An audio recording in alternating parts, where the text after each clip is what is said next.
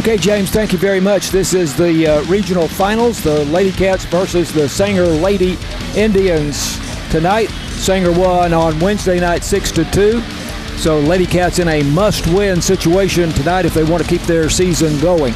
Lady Cat softball brought to you by BT Medical, City National Bank, Wesley House Assisted Living, Farm Country, Alliance Bank, and the University Interscholastic League. And we say a big thanks again to J. Hodge Chevrolet for providing the Chevy Equinox, in which we made the trip this evening.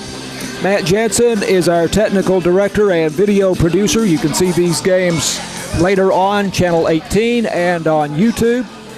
James Terry is our producer in the KSST studio, and Tony Flippin, our color commentator and middle innings play-by-play guy. Well, Tony, comes down to this, and the Lady Cats got it going late against Sanger the other night, and their pitcher Leela Claver it is. But they've got to keep that momentum going somehow to start this game tonight. That was a huge, even though it came up short, that was a huge inning to show that she's vulnerable and that we can play with them, because up until then we'd basically hit 2 or 3 balls but never put anything together. So it's real important now. And with us being the visitor, we're going to be batting first. So if we could come back, put the ball in play, and score something in the top of the first, then that lets Sanger know that we're ready to play ball too. Lady Cats come in 28-8 for the season. They finished 8-0 in their district, and first place, of course, ranked number 22 in the state. Head coach David Carrillo in his 12th season at Sulphur Springs. Lady Cats beat Wills Point 11-2 and 27-6 in by district. In the area round, what a scintillating series that was. They beat Gilmer 1-0 and then 2-1 in 10 innings. And in the regional semifinals last weekend here in Forney, they beat Godley 7-0 and 2-1. Sanger comes in 21-7-3. They finished second in their district with a 6-2 record behind Van Alstyne. They beat Panther Creek in by-district 2-0. They beat Ferris in the area round 2-0, and Community 2-0 in the regional semifinal. So they have not lost a playoff game yet this season. Okay. Tony. Last year in 2024, Sanger was 38-8, and they lost to Corpus Christi Calallen 8-1 in the state semifinal.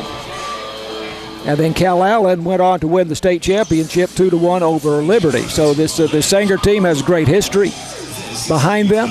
I think a lot of the players on that team last year have moved on. This is a relatively young Sanger team. They're senior laden in the right spot being pitchers. So that's right. That's huge in softball. You can have weaknesses. If you've got a pitcher, you can survive.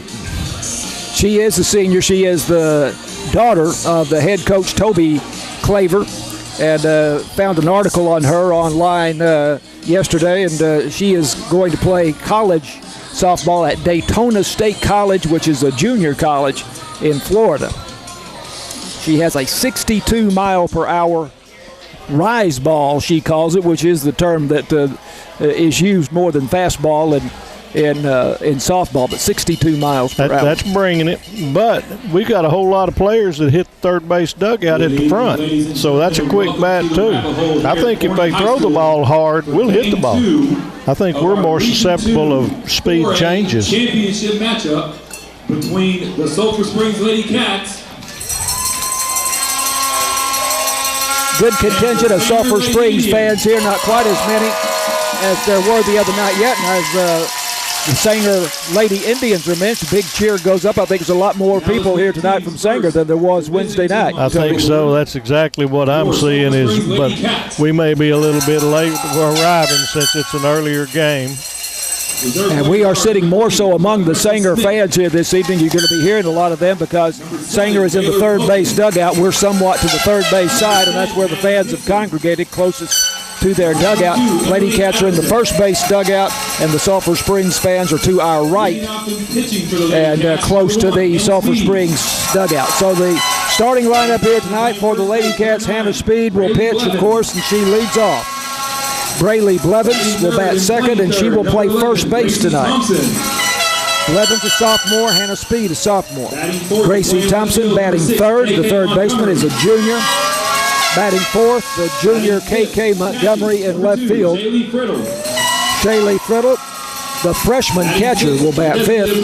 Number 5, Abby Goldsmith, the senior, will be the designated hitter, and she will be batting for Peyton Taylor, a freshman, starting at second base tonight, who will not bat.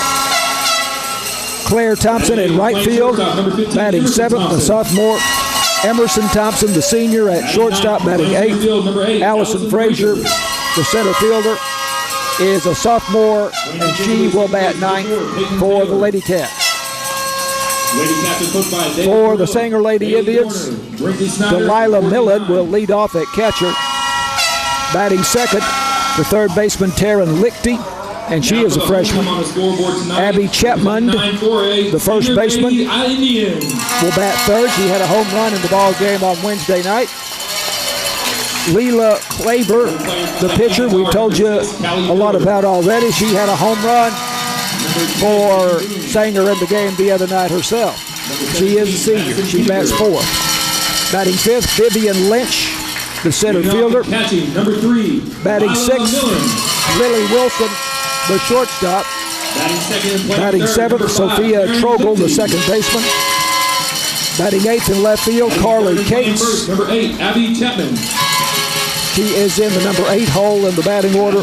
And batting ninth, Harley Miller, the right fielder for the Sanger Lady Indians. Sanger wears gold jerseys tonight with purple trousers. Of course, their colors are purple and gold. Lady Cats, first time we've seen them in their royal blue pinstripe uniforms for quite some time, with the gold numerals and Lady Cats in gold block letters on the front of the jersey. We'll take a break, come back, we'll have the national anthem and the start of tonight's ball game when Lady Cats softball continues after this on KSST.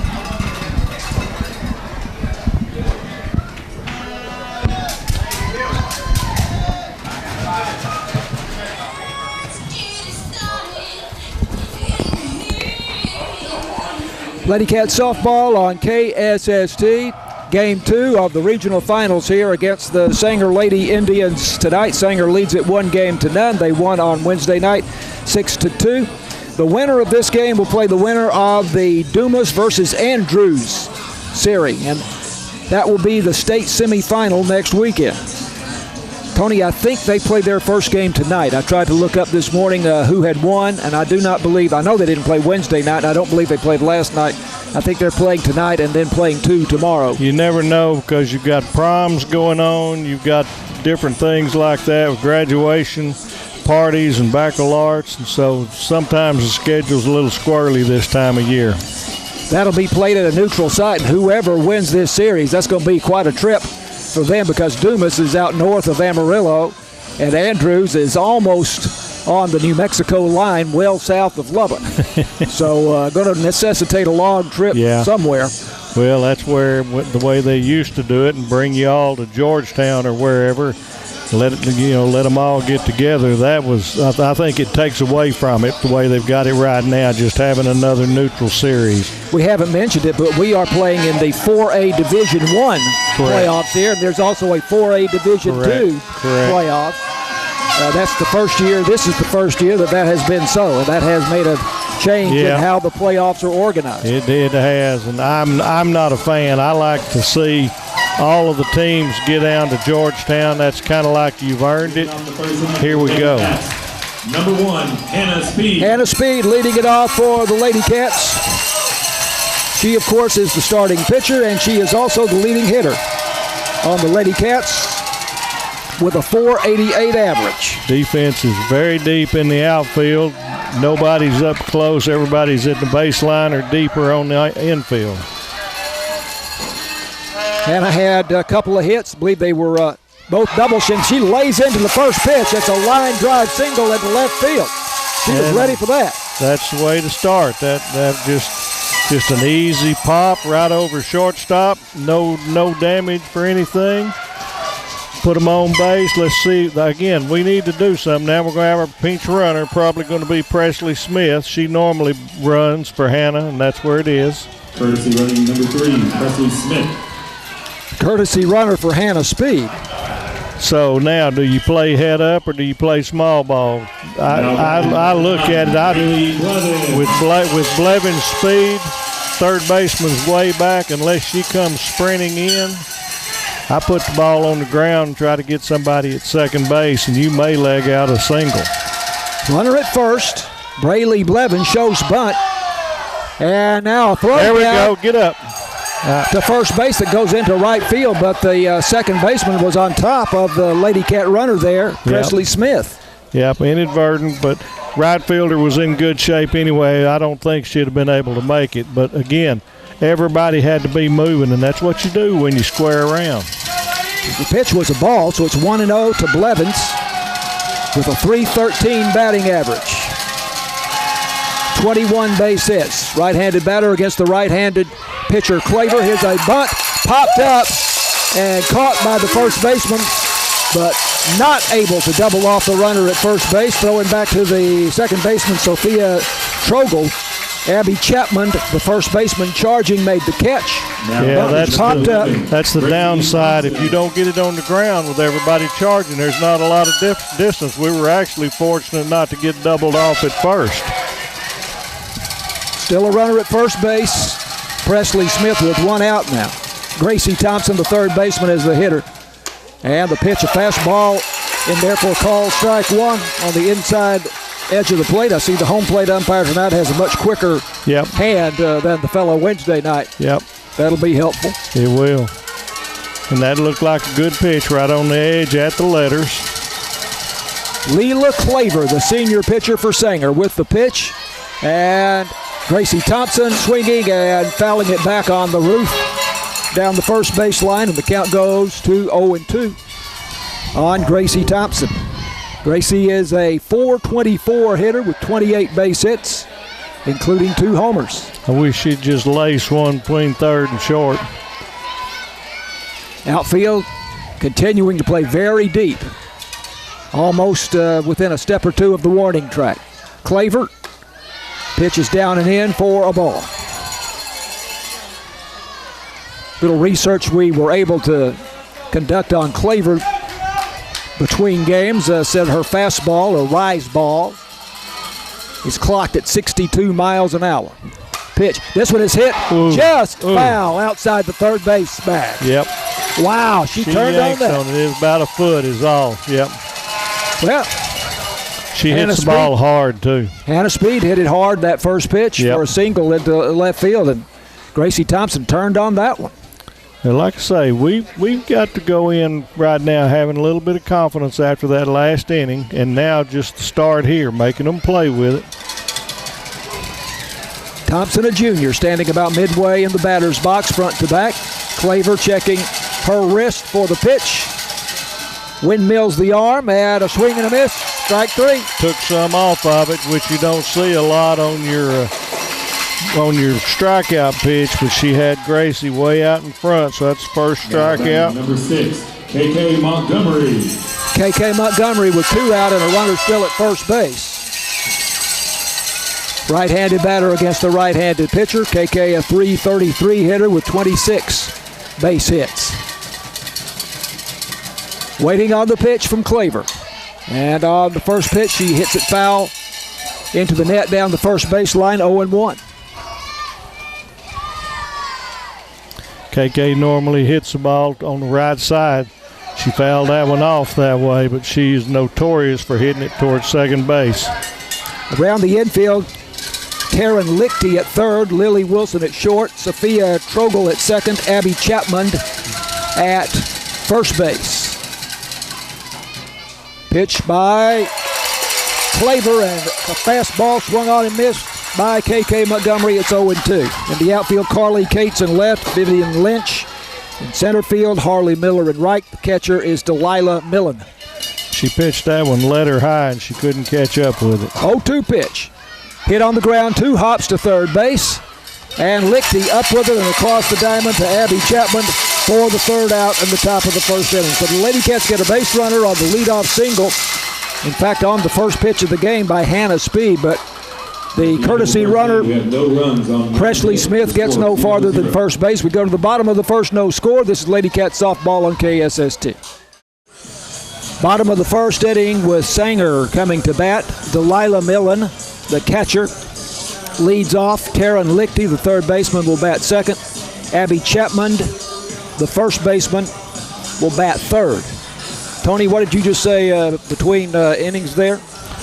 I'm saying they got us with a 0, even though we had a little action. It's almost a must that we keep them off the scoreboard right here, because that's what happened last night. Was they got on the board early and had us in a hole before we could get moving. Wednesday they had the 2-run homer in the bottom of the first inning by Leela Claver, the pitcher. Yep. Hit a line drive over the right center field wall, not much doubt about it. So Lady Cats need to avoid that. Delilah Millen, the catcher, stepping in. My hope for tonight, too, is that we don't demonstrate against the home plate umpire. Find his strike zone. We got disturbed last night, and I still say that's the best umpire we've had in all of the playoffs, but our fans didn't think so and didn't like it. So got to play heads up tonight. Delilah Millen is the leading hitter on the Sanger Ball Club with a .457 average and 37 base hits. And she swings at the first pitch, hits it foul down the first baseline over the Lady Cats dugout. It's 0-1. She was 2 for 4 with a double and 2 runs scored on Wednesday night. That's what your leadoff hitter is supposed to do. Yeah, they scored a lot of runs on their top 4 hitters, or 5 hitters. I think they scored all but maybe 1. Open stance, deep crouch, and she takes a pitch high about the shoulders for ball 1. Yeah, she's not very tall to start with. She's not. She crouches. She shortens up that zone a little, or the optics of it. Big gap between shortstop and second base for Sulphur Springs.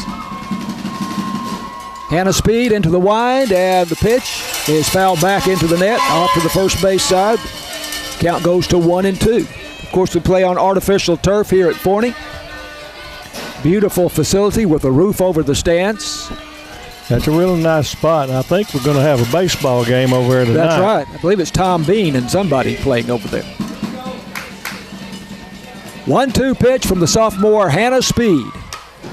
Again, hit foul down the first baseline as Millen so far having a hard time getting around on it. Yeah, she's not getting around on it, so maybe Abby or Hannah is got a little extra itch on her tonight. Speed 16-1 for the season with a 2.00 ERA. Looking in for the sign and the pitch. Fastball, wow, where was that? Must have been low. Had to be low because it was over the plate. Yep. 2-2. Speed has struck out 223 batters in 133 innings, so almost 2 per inning. She has walked 80, given up 69 hits.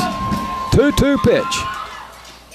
And that's a changeup, and it misses outside. It's 3-2. That was close. That was a good job by Millen to not react on that one. So now, big pitch. Keep her off the base. No score, bottom of the first. This is the leadoff hitter for Sanger. Delilah Millen, open stance, and she waits on the pitch, and she hits this one off the fist to right field. Look at here. Thompson, look at here. What a spectacular catch. Claire Thompson dove all out and put a snow cone and showed the umpire what a defensive play to start the ball game, and that gets the horns from the Lady Cat fans going. That's what we need.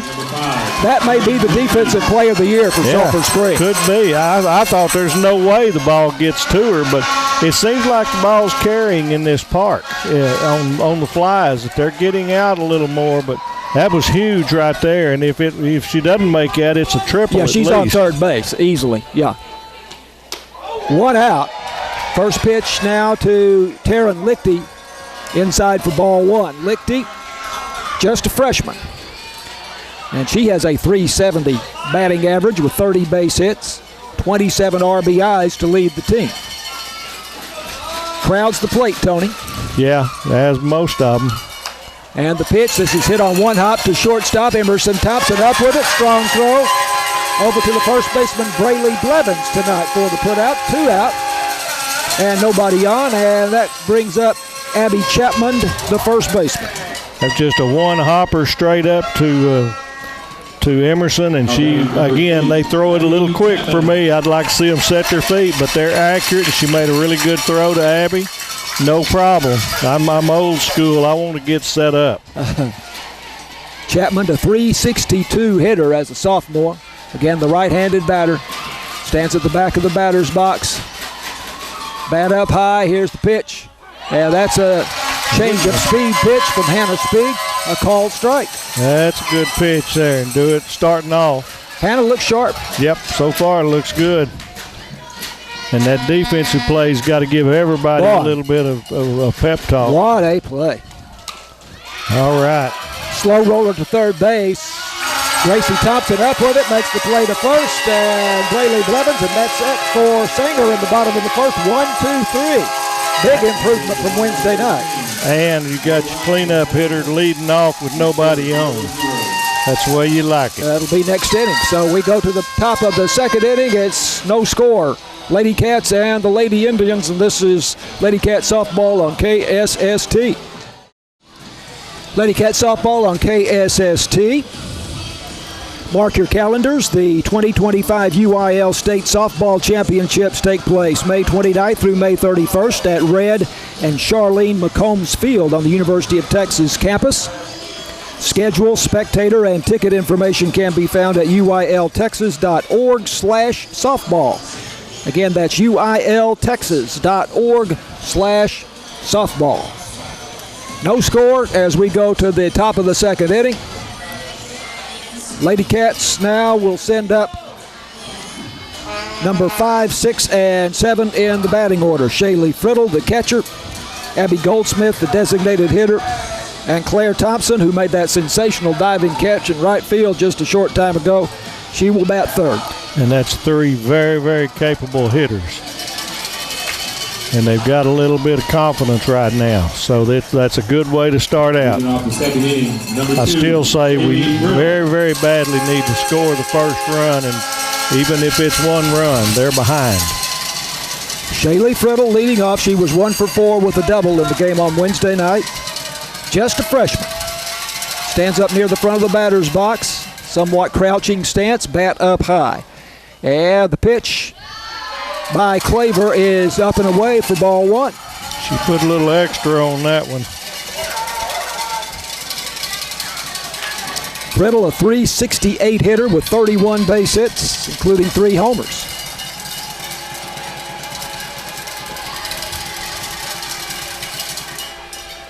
And the pitch swung on, popped up into center field, right center field, and it is the right fielder, Harley Miller, who comes on and makes the catch.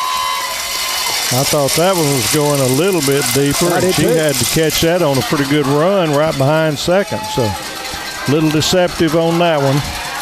Abby Goldsmith coming up now for Sulphur Springs. She was 1 for 3 in the game on Wednesday night with a single. Abby's a senior. What do we got? 2 playing, 2 starting? Abby Goldsmith and Emerson Thompson, 2 seniors starting. Left-hander. Left-handed batters. Tony just told you. Pitches away for ball one. Goldsmith hitting .315 with 23 base hits, including 3 homers, 18 RBIs. Stands near the back of the batter's box. And the pitch is fouled back into the net, and it's 1-1. Leela Claver, 2.49 ERA. She is 17-3 for the season. 138 innings pitched. She's given up 100 hits. She has struck out 213, so approaching 2 strikeouts an inning. 74 walks allowed. Big gap between shortstop and second base. 1-1 pitch. Fouled back into the net. She's right on it. She's just been just under it. 1-2 now, the count to Abby Goldsmith. Now we'll see if she tries that changeup. No score, top of the second inning. 1 out, nobody on for Sulphur Springs.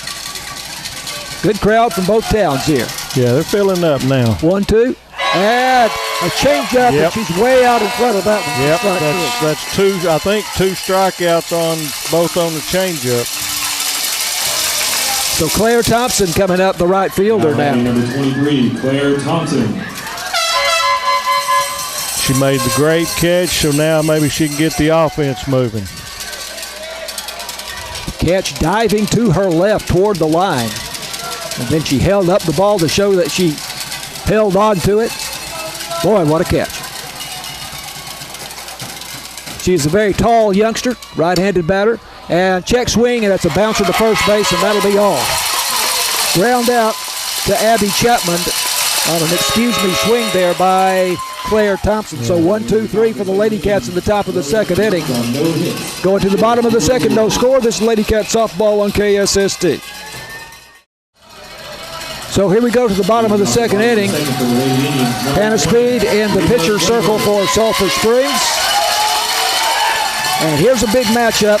Leela Claver, the pitcher for Sanger, who had the 2-run homer in the first inning in the game here on Wednesday night. Stands about midway in the box, open stance. And the pitch by Hannah Speed.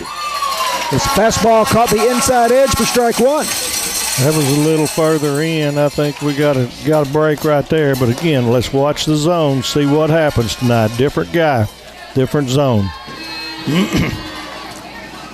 Sophomore Hannah Speed into the wide, and the pitch. That's a changeup that misses outside, and it is 1-1. This is real big for Hannah, this matchup right here. If she can get her down, strike out, pop out, whatever, just an out, that'd give her a lot of confidence moving forward. 1-1 pitch.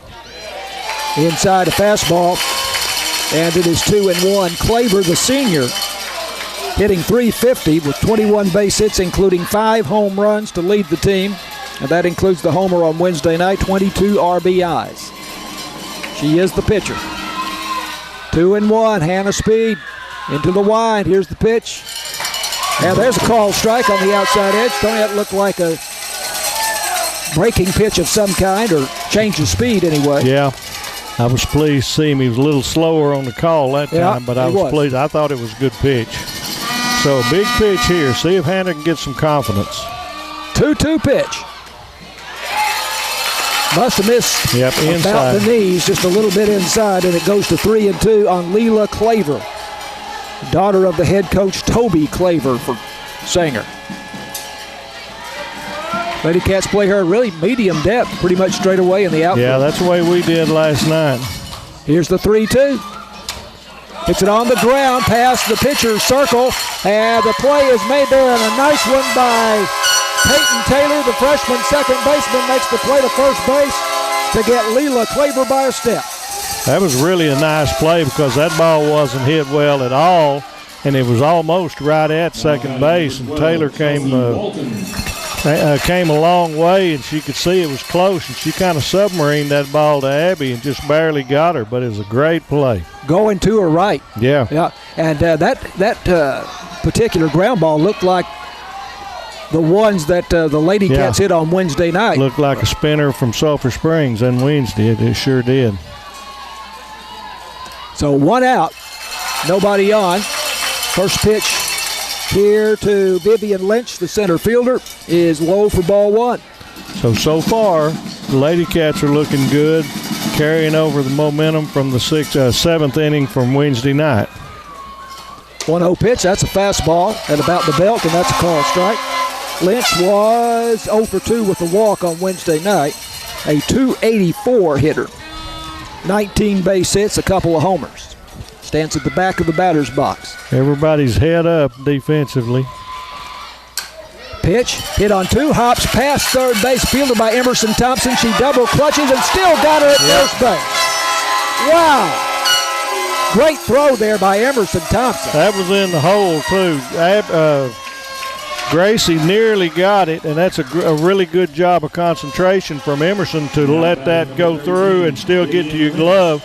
I didn't think she was going to get it, but she turned it loose, and Abby gave a good stretch at first, and we barely got him.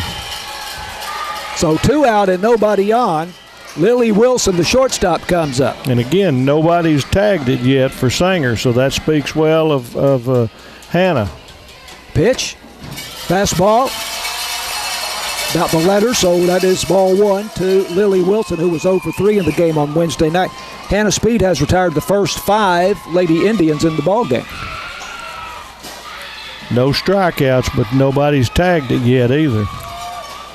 1-0 pitch from Hannah Speed. There we go. Fastball for a strike at about the belt, and it is 1-1. Lily Wilson. See if we can find her numbers here. A .303 hitter. She's a junior with 10 base hits and a couple of home runs. And that pitch is down and in for a ball, and it is 2-1 to Lily Wilson. 2 out and nobody on in the bottom of the second inning. No score. This is game 2 of the regional semifinals. Sanger won Wednesday night 6-2.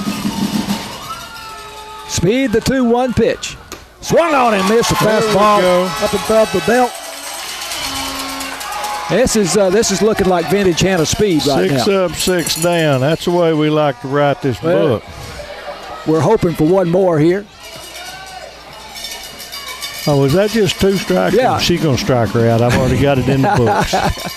2-2 pitch, and she hits it foul to the first base side, and it is still 2-2.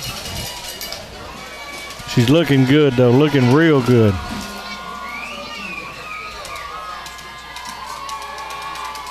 Sure don't want to mess my book up, though. She sure needs to strike her out right here. Pitch, well, that's way up. That's above the bill of the cap there, so it goes to 3-2. Lady Cats playing Wilson somewhat to pull with Allison Frazier over a step or 2 into left center and a little bit of a gap in right center field. Claire Thompson way off the line, really, in right. 3-2. There you go. Ball strike 3. Look at here. All I got to do is reverse my K. I had her swinging. That's the first strikeout for Hannah Speed. 1, 2, 3 in the second inning, just like the first inning. That's looking like we got a good pitcher out there tonight. So no score as we go to the top of the third. This is Lady Cat softball on KSST. No score as we go to the top of the third inning. James Terry of the KSST studios reminds us that we're under a severe thunderstorm watch that includes Hopkins County and Kaufman County, where we are right now. And we understand there's a thunderstorm in the area south of Dallas, but does not appear to be moving in our direction right now. It is cloudy, and it is very humid here tonight at Forney High School in Kaufman County. And with the top of the third inning, with the play-by-play, here is Tony Flippin. Okay, I'm going to try my best not to be the jinx. We've got a good thing going so far. Zeros all across going to the top of the third.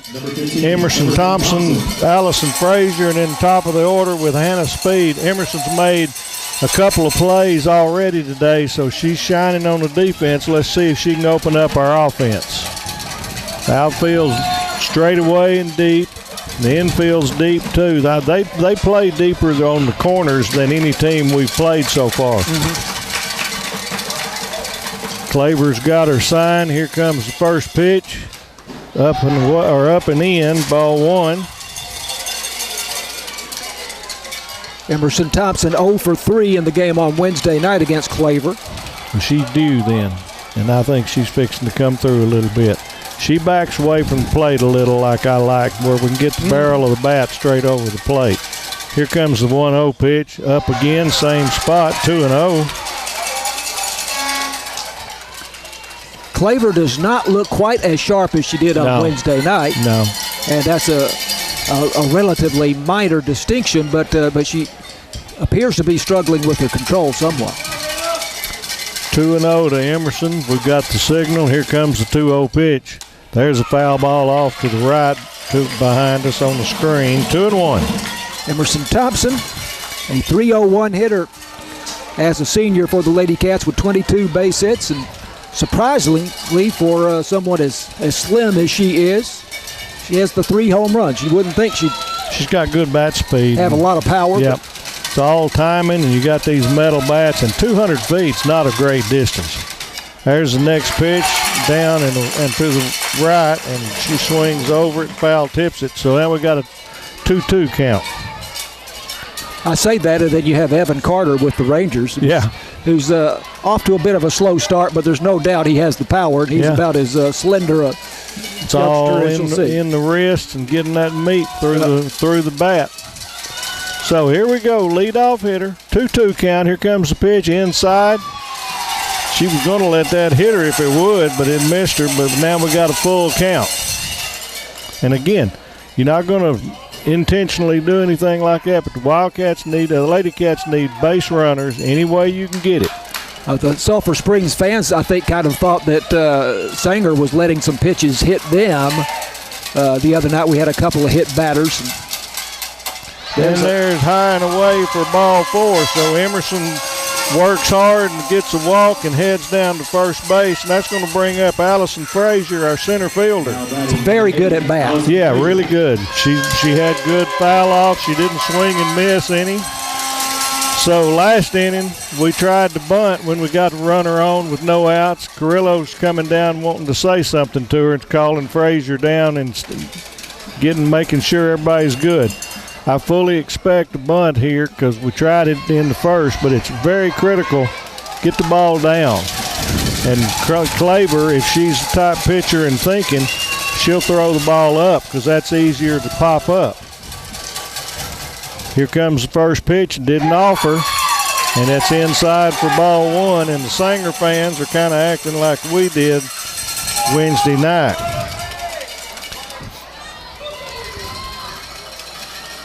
So now we'll see whether or not that first one was, don't show the bunt, show it on second. Nope, didn't offer again. 2-0. So Claver's struggling to find the strike zone a little bit. Here comes the infield walking in to give her a little bit of encouragement there. Yep. Lichty, the third baseman, is not obviously playing for the bunt, although she kind of walks toward the plate. She's moving in if she squares, but they're going to call that one. He called out a ball last time, called strike on 2-1. That's okay. Frazier, .385, the batting average, 10 for 26 this season. 3 home runs. Yeah, she can pop it. Way out in front, they took some off there, did Claver. She kind of pulled her head out and really had a hard swing at that one. So now we got 2-2. Let's see if she can battle and at the very least move Emerson up to second base. Claver took a change-up last night some. There's a pitch high, but she swung on and missed it. That's first strike. No, that's the third strikeout for Claver. Right.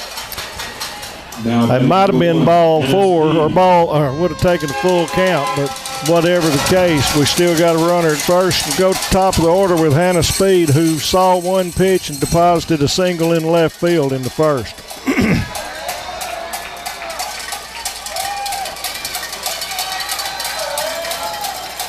Claver's not any faster tonight than she was the other night. She's very deliberate.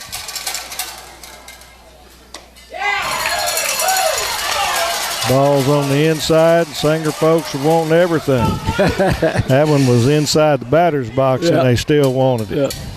Hannah Speed batting .488 and leads the Lady Cats with 40 base hits, including 3 homers, 19 RBIs.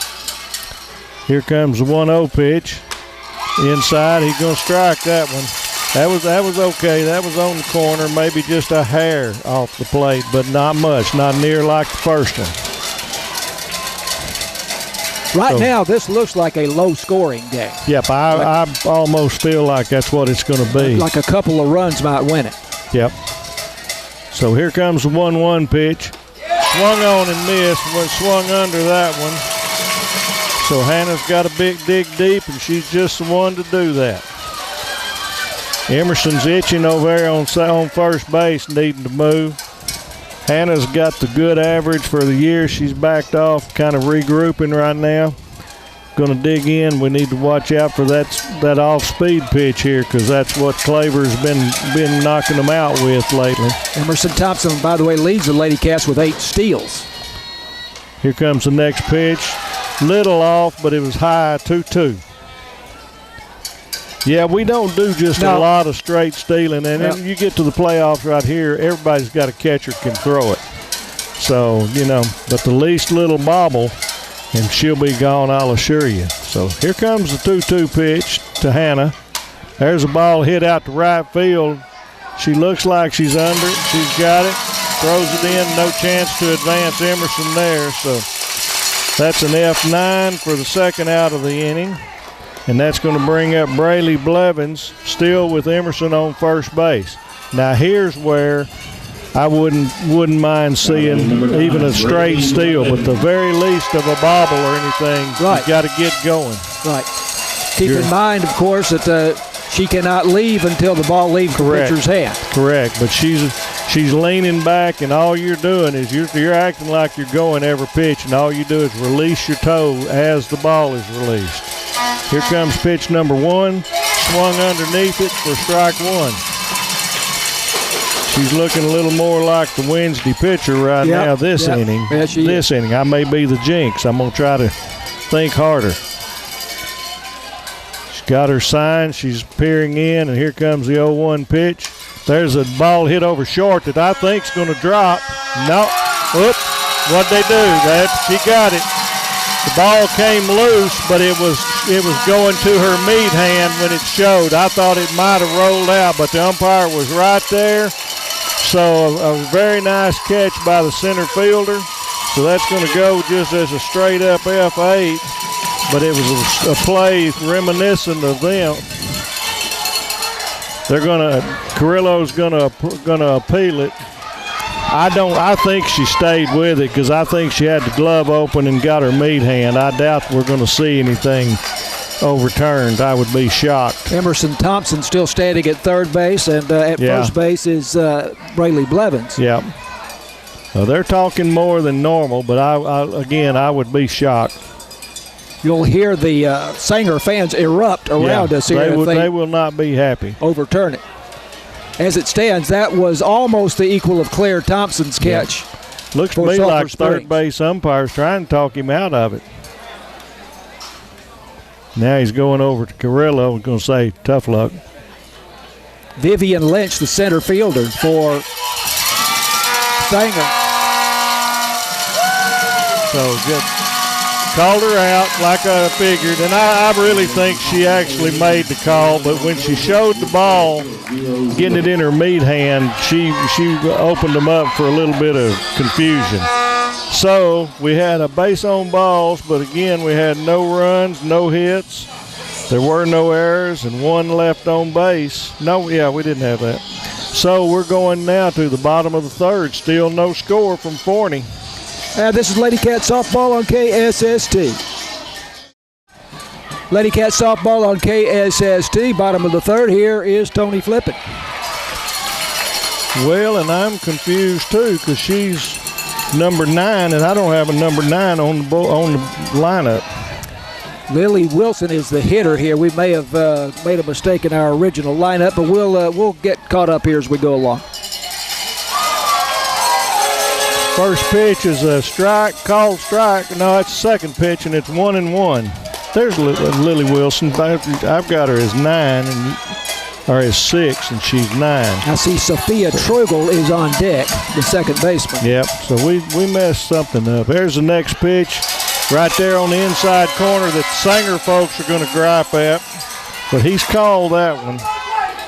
1-2 now on the leadoff hitter. Hannah's got the sign. Here comes the 1-2. Barely fouled off. She went with the ball up in the zone, and Wilson was able to get a piece of it. That's a perfect pitch right there because very few people get the bat on the ball enough to hit it fair there. All you can hope for is just to foul it up and live to see another pitch. Wilson 0 for 3 in the game on Wednesday night.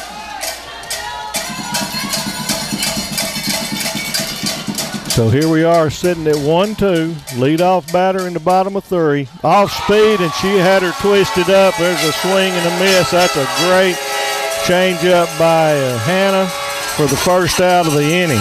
Great pitch, and I think that may be the first time for a strikeout pitch. She normally does it on like one strike, like on 2-1 or something. So that brings up second baseman Sophia Trogel, a very short batter, and then she squats a little, so we've got not much of a strike zone, but she's powerfully built. That one's too far inside. Sanger folks gasped a little bit, wondering. You know your baseball history, so if I say Eddie Gaedel, you know who I'm talking about, don't you? I actually don't on that one. Okay, he's the little. Was he the little one from Oakland? No, he was a pinch hitter from the St. Louis Browns. Okay, there's the next pitch, swung on and missed, so we even up at 1-1. He was a midget in the non-politically correct. Okay. Language of the time, and I remember when Charlie Finley had one in Oakland, and he was a midget, and he would squat, put his elbows on his knees. This little girl might not be 5 feet tall. No, I don't think she is. Next pitch was a little bit of an off speed and up too tall again, which is not that high, but it's 2-1 count. 1 out, bottom of 3, still no score. Very tense battle here to see if the Lady Cats can stay alive and make everybody come back tomorrow for a number 3. Here comes the 2-1, foul back, swung on by Trogel. So far, Hannah's only got 1 strikeout, and last night I believe she only ended up with 4, so she's not getting the double-digit strikeouts per inning like she's normal or anywhere close. But again, this is 2 good ball clubs. So here we are with 2-2, and here comes the pitch. Swung on and missed, strike 3. Great job by Hannah. That was a little bit on the inside corner, handcuffed Trogel. So far, she's got 2 strikeouts. No, she's got 2 strikeouts in this inning. That's 3 for the game. 3 in a row. Yep. So now we've got the left fielder, Carly Cates, coming up, right. Left-handed batter. And again, bring your outfield in. All she's going to do is just swat. Emerson's almost in the baseline at short, and Gracie's up close. So unless she was just toying with us Wednesday, I think they're where they need to be. They are coming in. Yep. First pitch is a little outside. She runs up on the ball every time, and all she's done so far is just all but like a check swing. I don't think she can get it to the grass. She is a .236 hitter for the season, 13 base hits. Throw the ball right down the middle. Let her bunt it to Gracie. Swung on and missed on the next pitch. I guess they got nobody else to play that position or bat in that order, because this is where I kind of got disgusted with softball a few years back, because there's a whole lot of these swatters like that. Here comes the 1-1.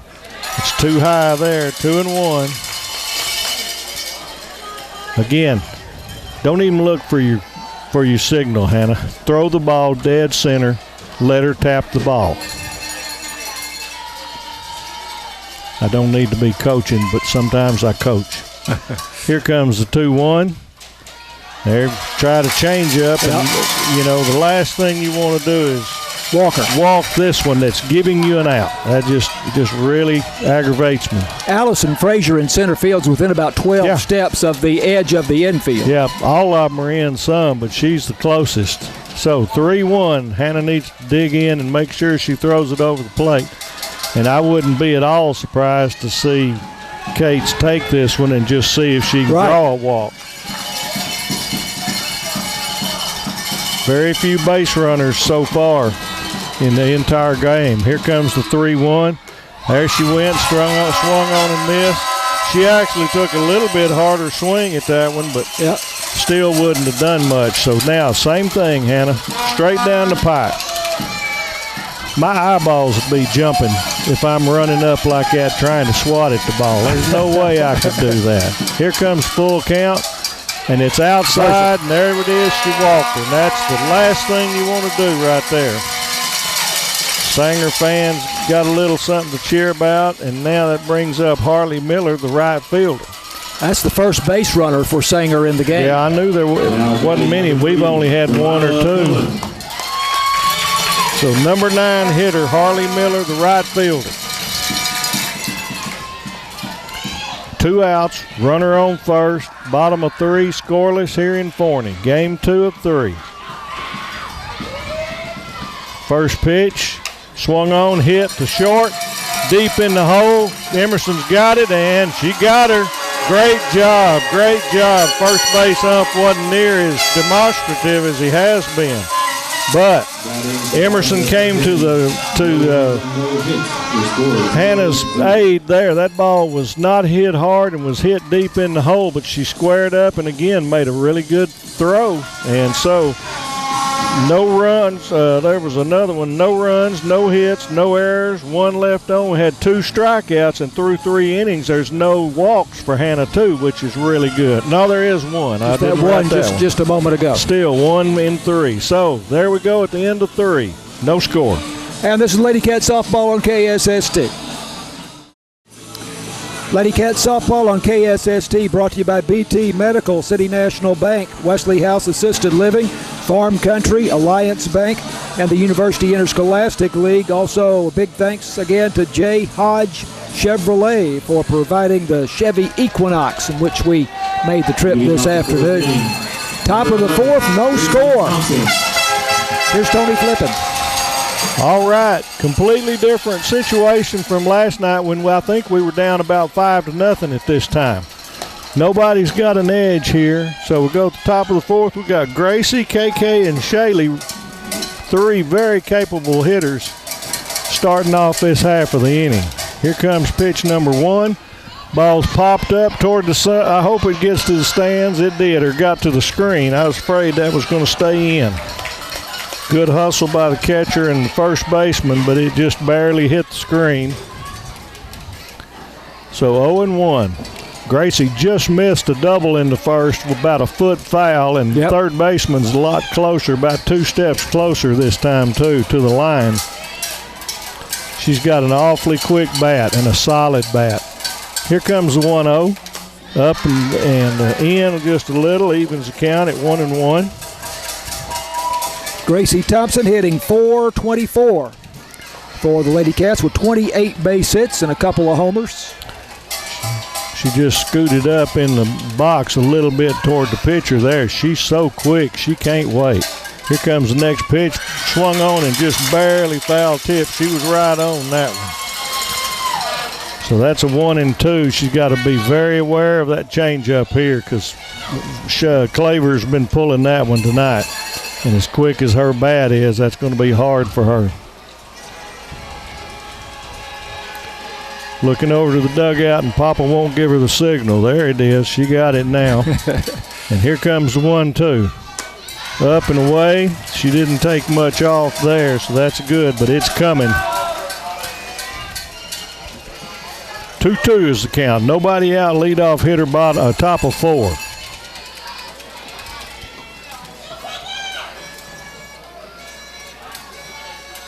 Claver's got the signal. Here comes the wind, the pitch. Fouled off again. Hanging tough is Gracie. Hanging tough.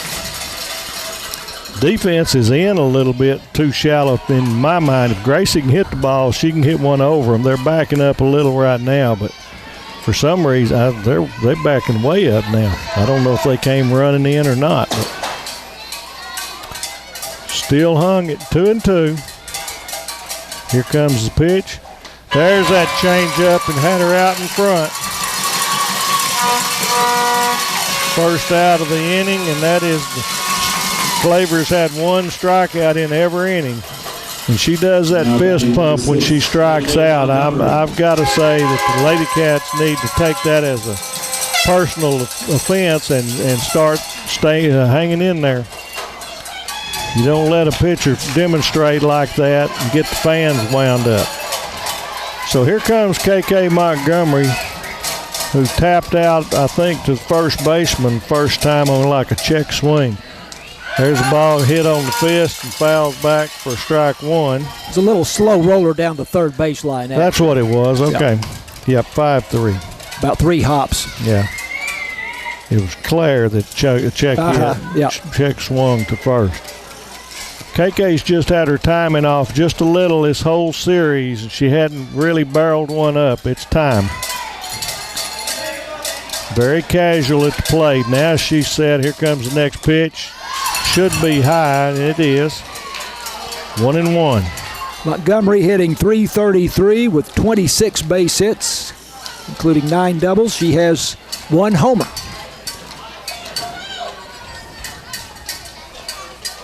Here comes the 1-1 pitch from Claver. Swung on and missed, strike 2. So now let's see if she's got the guts to throw that changeup again.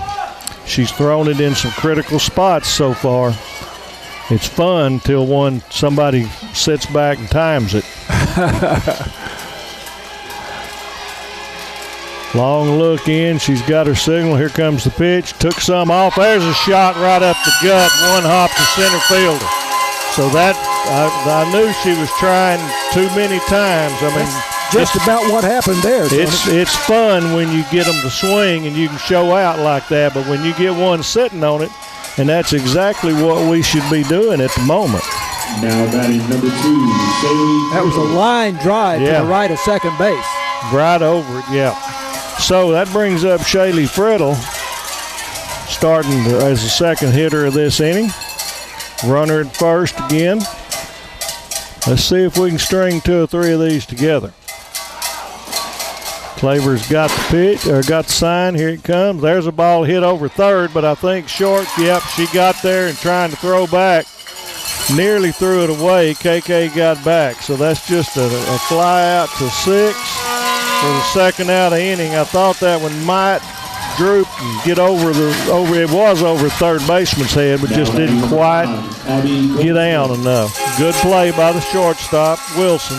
Friddle swinging on the first pitch there. Yeah, I'd like to see him see a few pitches. So brings up our only lefty, senior Abby Goldsmith now. First pitch, check swing, she held up.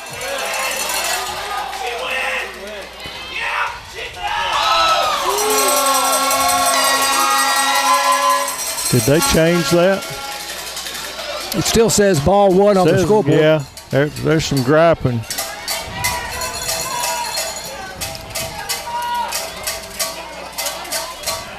So 1-0 now with runner at first, 2 outs. Here comes the pitch. There's a ball hit to third.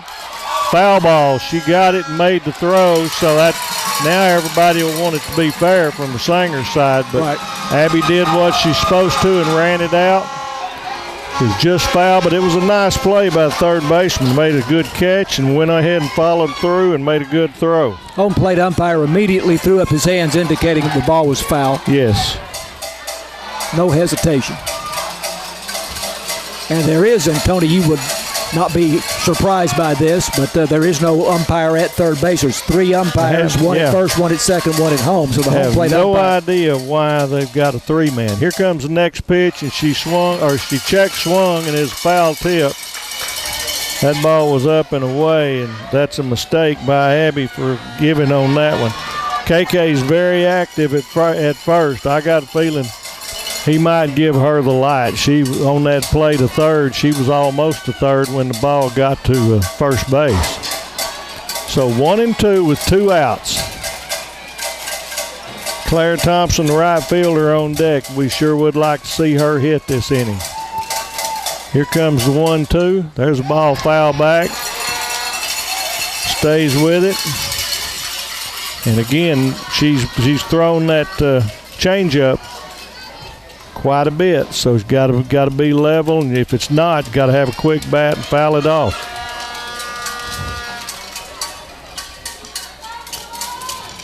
Claver's looking over at the dugout and getting her sign. Abby's dug in. Left-hander's ready. Here comes the pitch. Swung on over the top, struck her out. And I'm getting a little old with that celebration, but till we get her out of it, she can keep celebrating. So, no runs, 1 hit, no errors, and 1 left on. Going to the bottom of the 4th, still all zeros. And it's Lady Cat softball on KSST. No, Lady Cat softball on KSST. We are going to the bottom of the 4th inning. No score in this regional semifinal game. It's a best-of-3 series. Sanger won on Wednesday night 6-2. If the Lady Cats win tonight, there will be game 3 tomorrow at 2 here in Forney. And, of course, we will have the broadcast for you on KSST. Winner of this game goes to the state semifinals. And once again, here's Tony Flippin. So it's getting critical right now. Who's going to break first? Hannah's looked really good on the mound so far tonight. Here comes the first pitch to Lichty. Must be down, ball 1. It was over, but a little low. Lichty's a freshman, but one of their top hitters at 370. Yeah, she looks like a good athlete. You don't get that number 2 hitter by accident, freshman or not. 30 base hits, including 5 triples. She looks like she's got some wheels. Here comes the next pitch. There's a ball, a little spinner to second. Taylor's got it over to Abby, and that's just your average 4-3 put out, but that was another one of those. So far, Sanger is hitting the ball. It may be that third base dugout. That was a spinner, but Taylor squeezed it real good and got the spin off of it and made it just real easy throw. So worked out well. So that's 1 up, 1 down. Now we got the number 3 hitter, Abby Chapman, the first baseman, who was out 5-3 the first time to Gracie. Here comes the first pitch, a changeup, a shot to Gracie, and she just handles it like going to breakfast. She can play that corner, I'm here to tell you. That was a 1-hopper. She caught it off her right thigh, didn't even backhand it. Set up, and she had her out before she was halfway down the plate. And that's just average for Gracie. She is some kind of defender. That was a rocket. It was. So now that brings up the pitcher, Layla Claver, who was out 4-3 in the second inning. 2 outs, nobody on. And was that again, 1 hop? Yeah, it was just a 1-hop shot. It was a line shot. Bounced about 5 feet in front of her. Yep, thigh high, and it didn't even phase her. She's like, oh, well. First pitch, right down the middle, taken for strike 1. So the farther this goes like this, the more this is in the favor of the Lady Cats since they were beaten last night, but you still can't afford anything. Next pitch must be just a little down. It was about the same direction. Little down, 1-1. Claver had the 2-run homer in the first inning against the Lady Cats that really set the tone on Wednesday night. Yeah. Hannah's got the sign. She's staring in. Here comes the 1-1. Swung on and missed, swung under it. 1-2. She doesn't look near as confident at the plate tonight. And now we need a strikeout, and I need Hannah to pump her fist at her. So here we go, 1-2. Here comes the pitch. Put a little on it, but it was a little up, but that's where you need to be because she'd have swung under it. Claver's a senior, 350 hitter for her dad, Toby Claver, the head coach. Here comes the 2-2 pitch. Change up, hit to Gracie, and look what happens. She just scoops another one, 5-3 put up. I think they'll tell them over in the dugout, don't hit it to third base anymore. So 3 up, 3 down, all ground outs, 1 to second, 2 to Gracie. Real nice, just steady plays. So going into the bottom of the top of the Fifth, still no score. They hadn't changed. There they go. They just now changed the scoreboard. No score. Lady Cat softball on KSST. A real pitcher's duel here tonight between the Lady Cats' Hannah Speed and the Lady Indians' Layla Claver. No score as we go to the top of the 5th inning here. And I've got that the Lady Cats have 2 hits. Yep. Other side, I'm not going to say. Right. And Lady Cats have not had a runner, Tony, past first base. No, we've had 2 or 3. We've left 3, and we've left them all at first base. But we got Claire Thompson, Emerson Thompson, Allison Frazier, bottom 3 in the order, starting out the top of the 5th. A very fast-moving ball game. When you've got defense and pitching like we've got, it moves on. So we've got to get something moving, and I think Claire's got it on her mind. Claver's got her signal. She's staring in. Here comes the first pitch. Inside corner, strike 1. Who's going to blink first? That's the big question right now. Claire Thompson leads the Lady Cats with 5 homers. 344 batting average, 22 base hits as a sophomore. She's dug in. Claver's taking her time. Here comes the 0-1 pitch. There's a shot down right field, but foul right over the Lady Cats dugout. So 0-2. Sit back on that changeup, Claire. You're going to see it.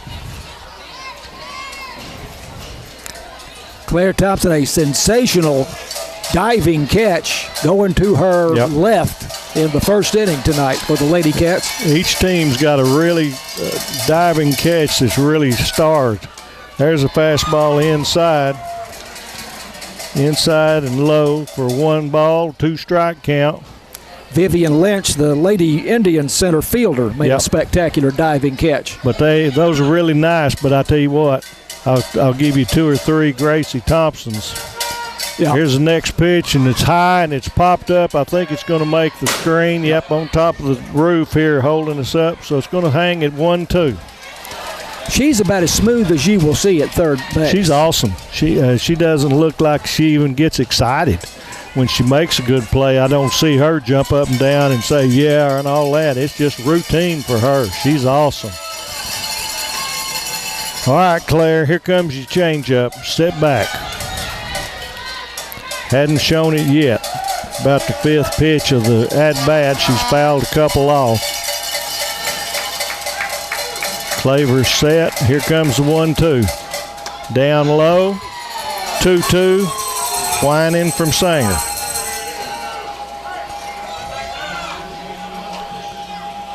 Got time all. I think we're fixing to have a weather delay right now. I heard some kind of a deal. So did I. Okay, what that was. So it looks like they're taking them off the field. It's 7:06. There's going to be a minimum of a 30-minute delay is what normally happens. So I'm going to make note up here of 7:06, and that's just what nobody needed right now. Ladies and gentlemen, we are on a lightning delay. Lightning delay. Yep. It has been announced. And what happens there is you've got to have 30 minutes clear. If there's another one 10 minutes from now, the 30 minutes starts over. Right. Oh, that can be just. I think they're going to make us clear the stands. Well, we're sitting under a roof here. So yep, but we're on metal stands. I don't suppose that protects us completely against lightning. Not for lightning. Let's give James Terry a chance to check on the weather situation. James, we are in a lightning delay here in Kaufman County in Forney. If you want to look at that for us and give us a report before we throw it back to you for a few minutes, that would be a great thing. We have no score here in this pitcher's battle between the Lady Cats, Hannah Speed, and the Sanger Lady Indians, Leela Claver. Lady Cats have had a couple of base hits, and Tony's warning us not to say how many hits that Sanger has so far, but you can guess. She's looking good. And the speed looking very, very good. So we got a break right now at the top of the 5th. Nobody out. 2-2 count to our leadoff hitter of the inning, Claire Thompson. So that's where we'll start back whenever they deem it safe from the Lightning. It is cloudy here, but I have not seen any signs of lightning. Of course, it may be behind us, but out in front of us, we're not seeing any severe weather. Some clouds. It's so hazy, I hadn't even seen clouds, but it's breaking a little bit. So better safe than sorry. James Terry, do you have any weather information on Kaufman County that you can pass along to us, or Hopkins County, maybe even more importantly?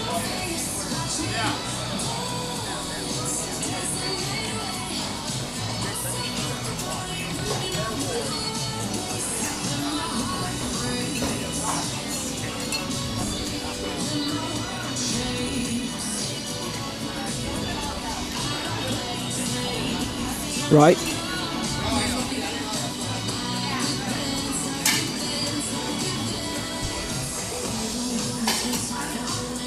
Yeah, the clouds coming our way.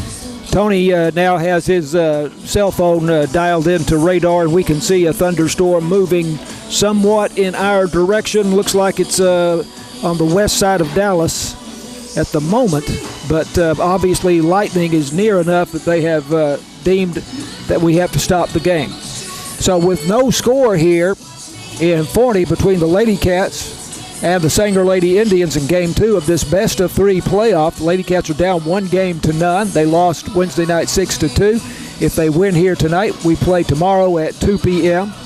But it is no score, top of the 5th. Nobody out, nobody on. A 2-2 count on Claire Thompson. And we're going to send it back to the KSST studios for a few minutes here, and hope to rejoin you sometime after 7:30. This is Lady Cat Softball on KSST. Okay, James, thank you very much. We have had a lightning delay of more than an hour and a half. Hour and 44 minutes. Hour 44. To this point, and we're 10 minutes probably. Now, we're still seeing lightning out in front of us here, which is to the south, and I know that there has been a large thunderstorm that has been passing through the southern part of Kaufman County. So I'm a little surprised to see both teams out on the field even now. The rule is 8 miles, so we can see farther than that, but that's what the UIL safety standard is 8. If there's lightning within 8 miles, okay, you have to have 30 minutes from the last lightning bolt, lightning strike. Well, and that may be the case further than 8 miles because we're not seeing streaked lightning. We're just seeing flashes. Of lightning off in the distance. So anyway, the two teams are taking warm-ups as if it is a pregame infield session, although they're mostly in the outfield here. It is in the top of the fifth inning, thank you. And we have a 2-2 count currently on Claire Thompson of the Lady Cats. No score in the game, you may know. And it has been, to this point, a pitching duel between Hannah Speed of the Lady Cats and Leela Claver of Sanger. Tony, in baseball, if you had this kind of long delay, almost certainly the starting pitchers would not come back out. Well, in high school, they would, because usually you don't have enough depth that you could afford to. In pro ball, you're absolutely right. Now, with an hour and 46 minutes or whatever, no way. But here, it's just business as usual. I'm sure that both Hannah Speed and Leela Claver will be back out there. But how would this affect them if they have an hour and a half to almost 2 hour layoff here? Well, the thing that I'm glad we're batting. I wouldn't want to be the one that's throwing, but this lightning is getting all out here. I have my doubts we're going to do this. I think we're taking one shot and then fixing to have to take it for tomorrow. But I'm real glad that we're at the plate instead of, you don't know how the turf is going to affect the moisture of the ball. So they're going to get to see the defensive side first. So this could be an advantage. We're in the 5th inning. 1 run's going to win this ball game. We did have a bit of rain here. It didn't rain terribly hard, but it rained moderately hard for 20 minutes or so there at one point. That's been a while. Mm-hmm. I don't think the field is especially wet. And watching the girls going through fielding practice here, nobody seems to be having too much trouble keeping their footing. But I think you commented at the time that we had the delay that it came at not a good time for Hannah Speed because she was really in the groove. She has it going. And can she keep that going after an hour and 45 minutes or something like that? Of course, these kids are loose. They be out in the bus playing music, dancing, doing whatever. So, it's all going to be a matter of this first hitter or two. Does one side or the other give a little? Lady Cats came back through the stands, going to their dugout, and obviously had been having a great time. And were given a rousing welcome by the Sulphur Springs fans as they walked in front of them there. But Lady Cats now have gone. Well, there's still some out in the right field corner, but they're coming toward the dugout. They're coming in. It looks like we're going to start it, and we only like three innings, and this had been to that point. We had played 4 innings in an hour and 6 minutes. Right. So it's going quick. Several 3-up, 3-downs on both sides. This is the second game of a best-of-3 series. Sanger won on Wednesday night 6-2. If the Lady Cats win here tonight, there will be a game 3 tomorrow afternoon at 2. Now, if the weather continued to give us a problem, there would be the possibility of suspending this game. Yes. And coming back tomorrow afternoon and finishing this game and then playing the third game, if necessary, immediately after that or very shortly after that. It would pick up exactly. It's not like they're about to start over or anything, so it would pick up it right down to the pitch. So it looks like we're getting closer. The umpires are still down there. The coaches will come out, give the go-ahead. We're fixing to play, it looks like. I think we've lost a few fans who have decided to take it on home. And maybe they're listening to us now. They should be in range and be able. They should be back in. So no score in this game. It really has been quite a battle between Hannah Speed and Leela Claver for Sanger. The Lady Cats have a couple of hits, and Tony has admonished me not to to say how many hits that Sanger has. So you can take from that what you will. But Speed has just been terrific throughout this entire game. Hannah Speed, the sophomore Lady Cat pitcher, retired the first 8 batters in a row, then walked the number 9 hitters, strangely enough. Yep. And then got the next hitter, Delilah Milan, on a ground out that was a spectacular play by the Lady Cats senior shortstop Emerson Thompson.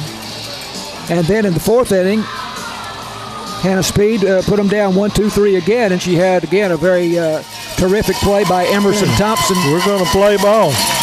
She had a great play by Emerson Thompson, the third baseman, for a put-out there in the 4th inning. So only one batter has reached base for Sanger against Hannah Speed tonight, and that on a walk. Been watching the Rangers during the layoff, and they're ahead 2-0 in the bottom of the 6th. So the fans on both sides are trying to get that edge right now, but they're fixing to warm up. We're going to start with a 2-2 count on Claire Thompson when the time comes. There's the throw down. Everybody's ready. So now this game, I think, is going to be won on 1 run. So who breaks? This reminds me a lot of that game at Mount Pleasant against Gilmer a couple of weeks ago. Exactly. That ended up a 2-1 Lady Cat win in 10 innings. Lady Cat scored 2 runs in the top of the 10th. Gilmer came back with a run, and the Lady Cats cut down the tying run at home plate to end the game. So the umpire went out to tell Claver that it's 2-2. She's signaling to the rest of the team because all we do is just start where we were. So this is just about 10 minutes short of a 2-hour delay here. So here we go. Yep. He signals 2-2. Here we go. Claire is in there and ready to go. Let's see what happens. Claire Thompson, right-handed batter. And she checks her swing and fouls it back. That was going to be a ball, I think, almost certainly. Yep. I don't think she swung. It is a ball. She checked her swing, so that's going to be 3-2. Now, they threw to first base for whatever reason, as if that was going to be a put-out. But the ball was fouled, was it not? It was not fouled. It was just tipped off of the glove. We got a full count pitch. So it was a ball. Yep. 3-2. Here comes the pitch. And there's a ball popped to over second base or first base. Great run by the second baseman, Tragle. Just she dove, couldn't quite come up with it. The way today's game's gone, I fully expected a dive to come up with an out. So another break for the Wildcats. Right. So Claire's battling tough. Full count. This is the first batter of the 5th inning, so no outs.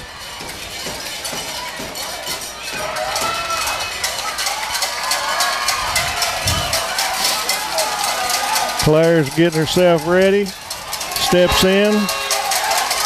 Claibor's got her sign, looking at it, and here comes the pitch. There's a shot past third base and into left field by Claire Thompson, and that's exactly the way we needed to start this off. Great at bat by Claire. Yes, she fouled off a couple of pitches. So runner at first, nobody out. And you got Emerson coming up. And I bet the farm against small ball right here because, again, one run's going to do something. Third base hit by the Lady Cats, all singles. That was a shot there, too, right past hit. Third baseman, and shortstop didn't have a chance to get to it. Still seeing lightning out beyond left field. The Claibor's getting her signal. She's dialed in. Here comes the pitch. Swung on and missed. No look at small ball there, even though first and third are staying back.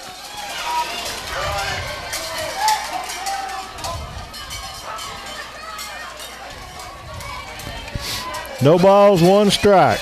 Now third, starting out past third base, but she's charging in as the pitch is being thrown. There's the square. Pops it up again, but fortunately it was to the back, so she's going to have an 0-2 count. That's the thing. We got that bunting is a lost art. You got to get the ball on the ground because with the size of the field and the speed of these players, if you pop it up in fair territory, it's going to get caught. Very rarely do you get another chance. And then you may have a double play. Exactly. Got to really pay attention at first. Emerson Thompson, a .301 hitter for the Lady Cats with 22 base hits, 9 doubles, a couple of triples, and 3 home runs. So let's see if she's got the guts to put the bunt on with 2 strikes. Swinging away and swung on and struck her out. So that's a tough at bat there. That's the first out of the 5th. And that's going to bring up Allison Frazier, the center fielder, the 9th hitter in the order. Allison Frazier.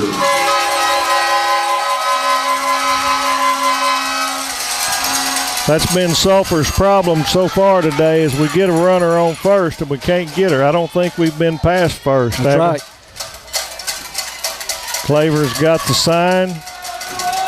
Looking in, here comes the first pitch. Good look by Frazier. High and away for ball 1. If you can't get down a bunch, you might think about the steal. But we don't know anything about this little catcher. Claire is not as fast as some of them. True. There's a good pitch. 1-1, even the count. Number 9 hitter, Allison Frazier. She was the hero a couple of games ago, 2 or 3 games ago, hit a 2-run homer, I believe. That was against Godley in game 2. Here comes the 1-1. She squares the balls over the catcher, and we get an advance anyway. So there could be the break right there. Everybody came charging in. The ball was 3 or 4 feet over the catcher and went to the screen. Claire made it to second, so now base hit can score a run here. Keep in mind, see if we can go. Hannah Speed is on deck for Sulphur Springs. Yep, only one out, so we play it smart. Turn the order over. So I would expect her to be hitting away now, but that could have been a wet ball too. Swung on and missed. Evens the count at 2-2.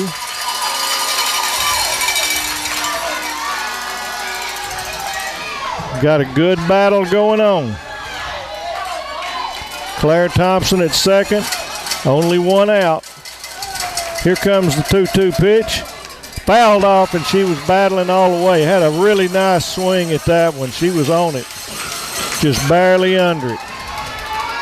The outfield is extremely shallow. If she could hit something decent, we're going to get a run and a triple out of it. They're backing up a little. They charge every pitch, I guess. They think she's going to strike out everybody, and they're running in. They're backed up pretty good now. So everybody's ready. Here comes the 2-2 pitch. Swung on and missed. Strike 3 for the second out. And Claver's got her celebration going that should be gnawing at everybody in Sulphur Springs. So that's going to bring up Hannah Speed, and there's not anybody I'd rather have up right now. This is your top hitter with a .488 batting average and 40 base hits to lead the team. Get a small timeout trying to change balls. Even though it's turf, they still get some moisture on it. If a major league pitcher did what Claver does on every strikeout, yeah, there would be repercussions. There would be repercussions. They would be hitting up the middle, and some of his teammates would get hit. So here we go. 2 outs, runner at second. We're a base hit away from taking the lead in this game. Claver's coming. Here's the pitch. Swung on and missed. Strike 1. I promise you, if she gets out of this, especially with a strikeout, the fans for Sanger are going to go crazy, and Claver's going to be hard for us to look at. Here comes the next pitch. Look good, and it's a called strike 2. So Claver's come out throwing strikes, except for that one she threw over the backstop. So here we go, dig in time. And I'm not sure she'll see a strike, so I hope she's got some good discipline. I trust her. Here comes the 0-2.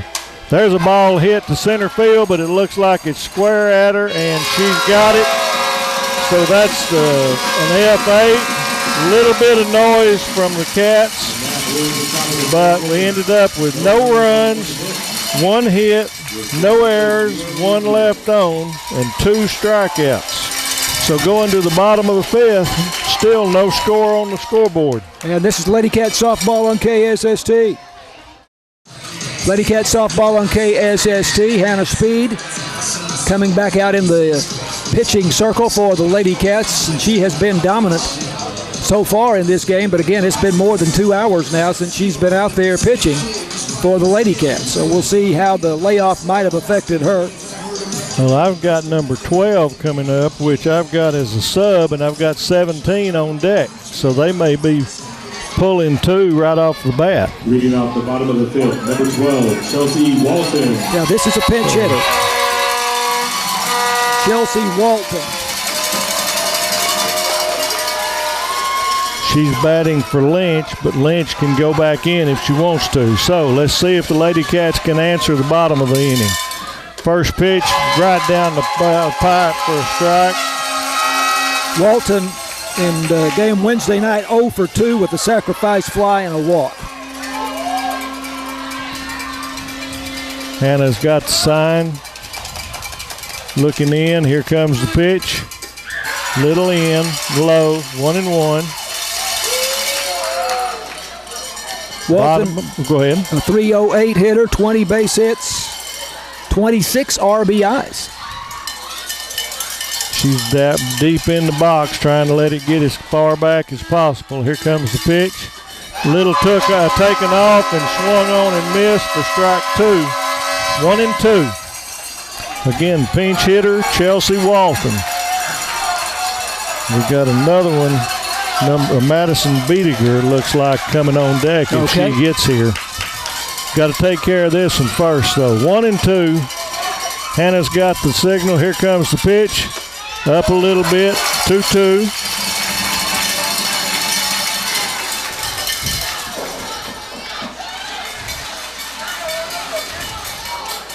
Walton asked for time to get settled in. Hannah's getting the sign. Concentrating on Friddle. Here comes the 2-2. That should be. Yep. There it is. Called strike 3. I was fixing to get a little aggravated if that wasn't. Great pitch there. Took a little off and had her frozen. Now batting number 13. Yep. Nope. Vivian Lynch. This is Biediger. No, this is Vivian Lynch. So we got the scorebook somewhere. They've got a DH. So Vivian Lynch is here.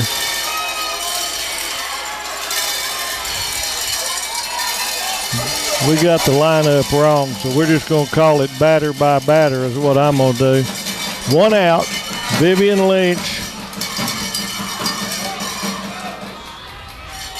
Here comes first pitch, a little bit high. Ball 1.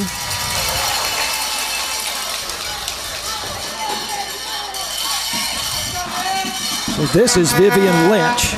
Yep. 13, number 13, okay. Next pitch is ball 2.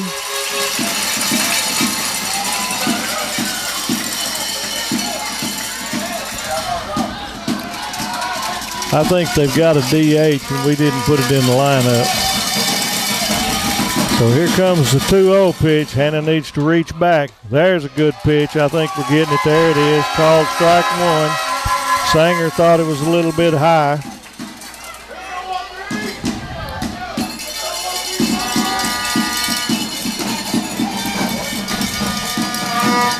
Hannah's staring in. Friddle's fixing to bring her. Here comes the pitch. Little bit up and in. 3-1. Can't afford a base runner. This game's so tight. We got to come get her.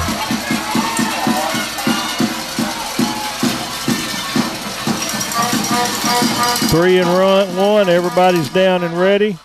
There's a good pitch. I don't think she had any intention. And that's not a bad strategy. One base runner could be the ball game here, either side. So now we're full.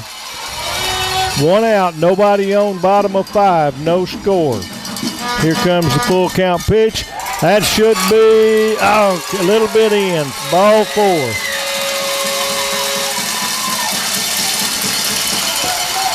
So 1 runner on base. Lily Wilson. And here comes Lily Wilson. 1 out, runner at first. Lily struck out looking and struck out swinging, so another strikeout would look real good. Here comes Hannah's first pitch. There's a ball hit. Emerson's got it, a little looper. First base runner saw that it was going to get caught, so there wasn't any danger of a double play. So 1 pitch out, and that should bring up Trogel. Yep. Who has struck out her only time at bat, struck out swinging. So as long as we can keep that runner at first, make it take a minimum of 2 hits, we're looking okay. So Tragel's digging in. Hannah's got the sign. Here comes first pitch. Inside, ball 1. We're not showing a tendency to try to steal the base from Sanger. That's where just one thing is going to tip the scale here. Here comes Hannah's 1-0 pitch. There's a ball popped up. Is it out of play? Yeah, they gave up on it. I thought maybe Gracie had it. So foul ball, 1-1 for the count.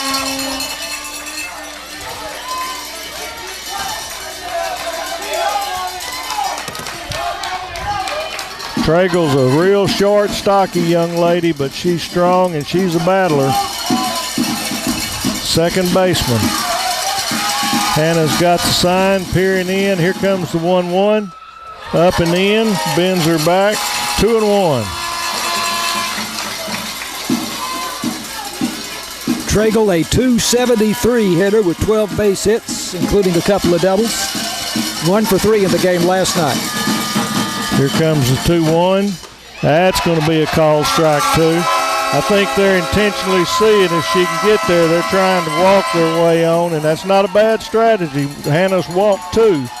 Very good game and been in control so far to this point. So this is big not to go full. Let's see if she can do something here.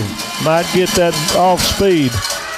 There's a ball hit to Gracie. Wow. You know if it goes to Gracie, what happens? It goes to first base, and we're out of here. 5-3 put out for the third out of the inning. Great job by the Lady Cats to answer the 0 that Sanger put up.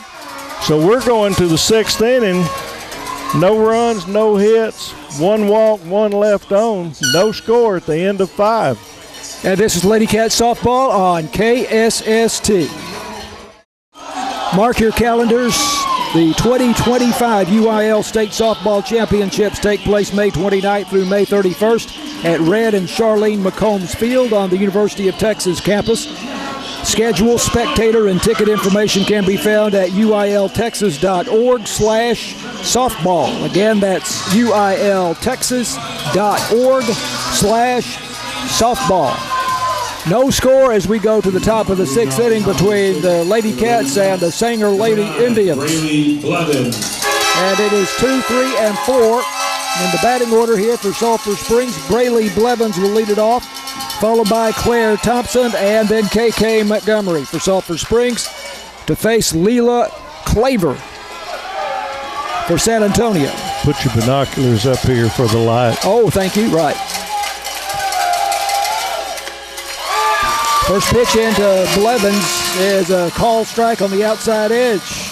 So let's see if we're going to get picky on try to make her throw strikes. Like you said, she threw a couple to the screen during the warm-ups and one last inning. Blevins swings at a pitch up around the letters, fouls it back into the net, and it is 0-2. Blevins popped out to the first baseman, tried to get down a bunt in the first inning, and was put out on a sensational diving catch by the center fielder Vivian Lynch in the 3rd inning. And had that ball gotten by Lynch, it would have rolled all the way to the wall, and who knows what Braylee Blevins might have been able to do.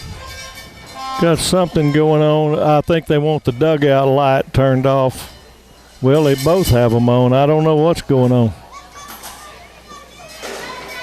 No score. Top of the 6th.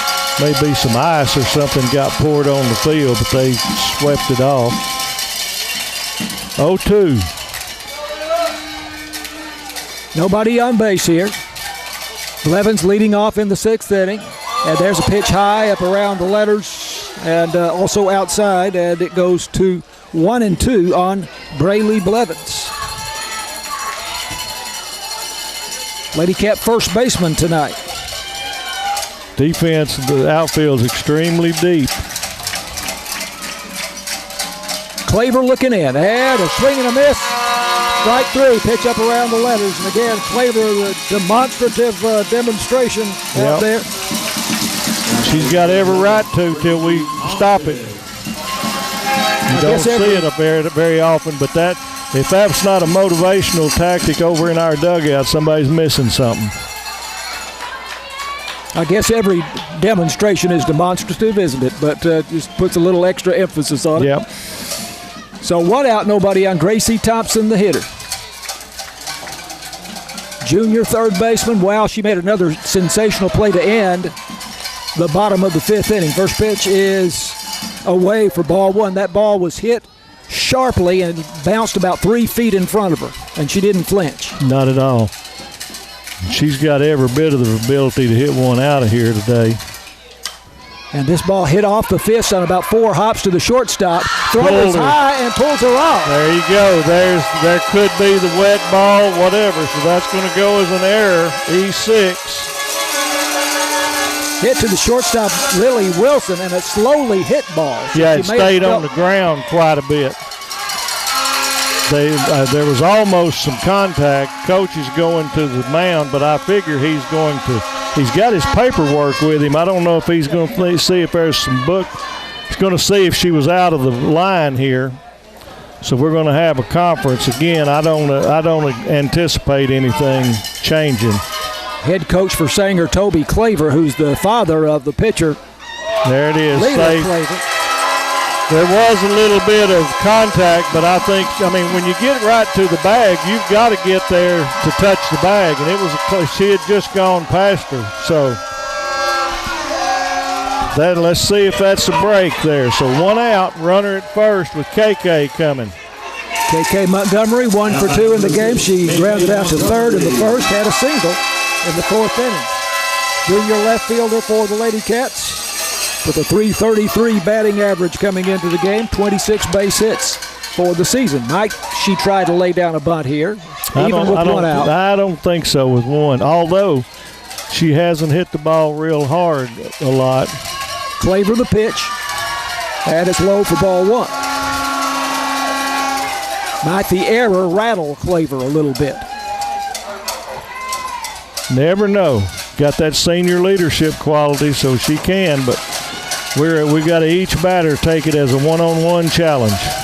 And the pitch is hit foul to the right side, and the first baseman and the catcher, Allie Chapman and Delilah Millen, both giving chase, but it hits the net. So it's 1-1. She's still getting jammed. She's too close to the plate, and she leans in a little bit, like with what you do when you hit it to right field. She's getting jammed on it and not putting the meat on the bat. So maybe she can clear it up right here. This takes 1 swing. KK Montgomery has a home run and 13 RBIs to her credit. Runner at first base with 1 out, 1-1 count, no score, top of the 6th. Pitch way down and in. She actually squared the bunt there and got everybody going, but nothing happened. So that at least makes you think about it, even if that was nothing more than take a pitch. Millen, the catcher, bluffed as if she was going to throw to first base, but then thought better of it. 2-1 count. Leela Claver into the wind and the pitch, and it is a bunt, and it is popped up behind the plate and caught by Delilah Milan. That's 3 bunts, I believe, that we've popped up tonight. I know 2 of them have been caught. The other one might have gone foul, and we got a break. That's what happened. That's basics, guys. If you're going to bunt, you got to get on top of the ball and put it down. Easy to say up here. So 2 out. Still Gracie Thompson at first base on the throwing error. Yep. And here is Shaylee Friddle, the freshman catcher for Sulphur Springs. And she hits it on a line, but right at the shortstop. Could not have hit it harder. No. But head high at the shortstop, Lily Wilson, who makes up for her throwing error a couple of batters ago. And so the Lady Cats fail to score in the top of the 6th inning. No score in the game as we go to the bottom of the 6th in this game 2 of the regional semifinal at Forney. And this is Lady Cat softball on KSST. 9-1. Going to the bottom of the 6th inning here with all zeros across the scoreboard. Quite a pitching duel here between Hannah Speed of the Lady Cats and Leela Claver of the Sanger Lady Indians. Scoreboard looks just like they turned it on. That's right. Nothing but zeros showing everywhere. That's right. So inning yet to start. Yeah, everybody's got to get after it. This is, again, 1 break wins this ball game. Who's going to be? Carly Cates, the number 9 hitter, coming up for Sanger, and she'll be followed by Delilah Millen, the catcher, and Taryn Lichty, the third baseman. And Carly Cates is the one that we walked last time, and she's going to just try to punch it. And I want to see fastball right down the middle. If she gets a base hit, tip your cap. Cates, the left fielder for Sanger. Left-handed batter, and she runs up on it and just kind of check swings every time to this point. .236 hitter with 13 base hits. She does have a triple and 6 RBIs. And the pitch is away for a ball. Kind of got by with walking her in the third inning, but you don't want to press your luck here. And as you say, just come right at her. It really gets me right here. Just tell her you're going to throw the ball down the middle. The center fielder, Allison Frazier, is more than halfway from the wall toward the back of the infield. She's closer to the back of the infield than she is the outfield wall. Pitch way up high for a ball. This is the number 9 hitter. 2-0. Number 8. Harley's behind her.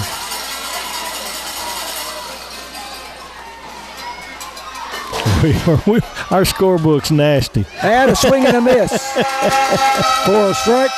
As again, that time she was running up, and you saw Ichiro Suzuki, who did that and made a Hall of Fame career out of it. But so far, she's no Ichiro. Right. A lot of left-handed hitters in softball like to try that.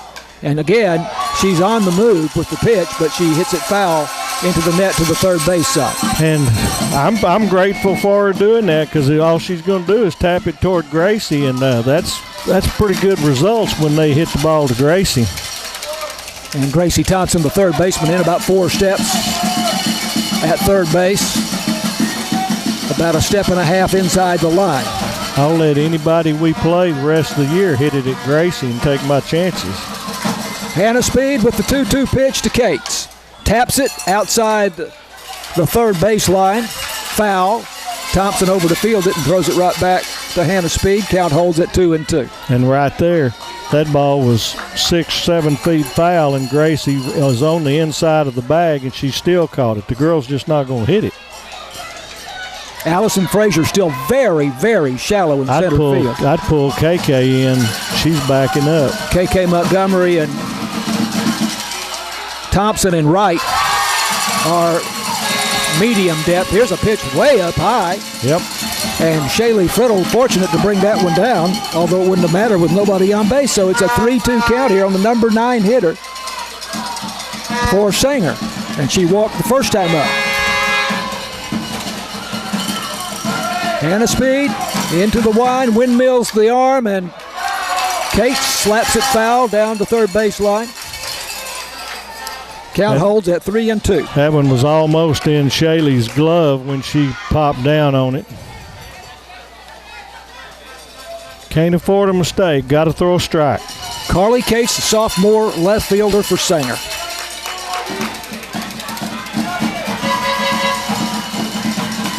Speed into the wide. Here's the pitch, and again she slaps it down the third baseline. Give her credit here. She is hanging tough. She's battling, and now she has not come close to putting the ball in play. No, but I'm here to tell you, if she gets on, she's fixing to steal. And my guess is she's got a lot of speed. Yep, she's small and looks that way. KK, stop, come this way. Get on that dark green. You have light green stripes and dark green stripes. The artificial turf here in the outfield. Infield is all brown. Hannah wants to talk to Friddle on this one. Conference at the pitcher's circle, and all of the Lady Cat infielders come in. No score in this game, bottom of the 6th inning. Sanger leads the series 1-0. It's a best-of-3 series, so if Sanger wins, it's over. And I just saw an update on the Ranger game, and we missed 5 runs. There's 6-2 Astros now on the bottom of the 7th, I think. So good things, the tide has turned there. So big point in the game right here. 3-2 count. Nobody on, nobody out. Bottom of the 6th, left-handed batter Carly Cates waiting on the pitch. Here it comes.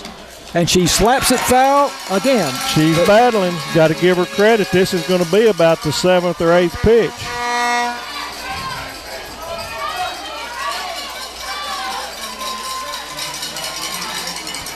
Hannah's got to make sure she's going to the rosin. She's got to make sure on every pitch the rest of this game that she's got a good grip on that ball.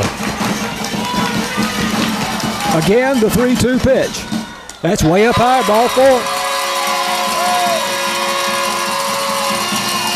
Third walk by Hannah Speed, 2 to the number 9 hitter, Carly Yates. Now the leadoff hitter, Delilah Millen, the catcher, comes up. She has been put out on 2 sensational plays.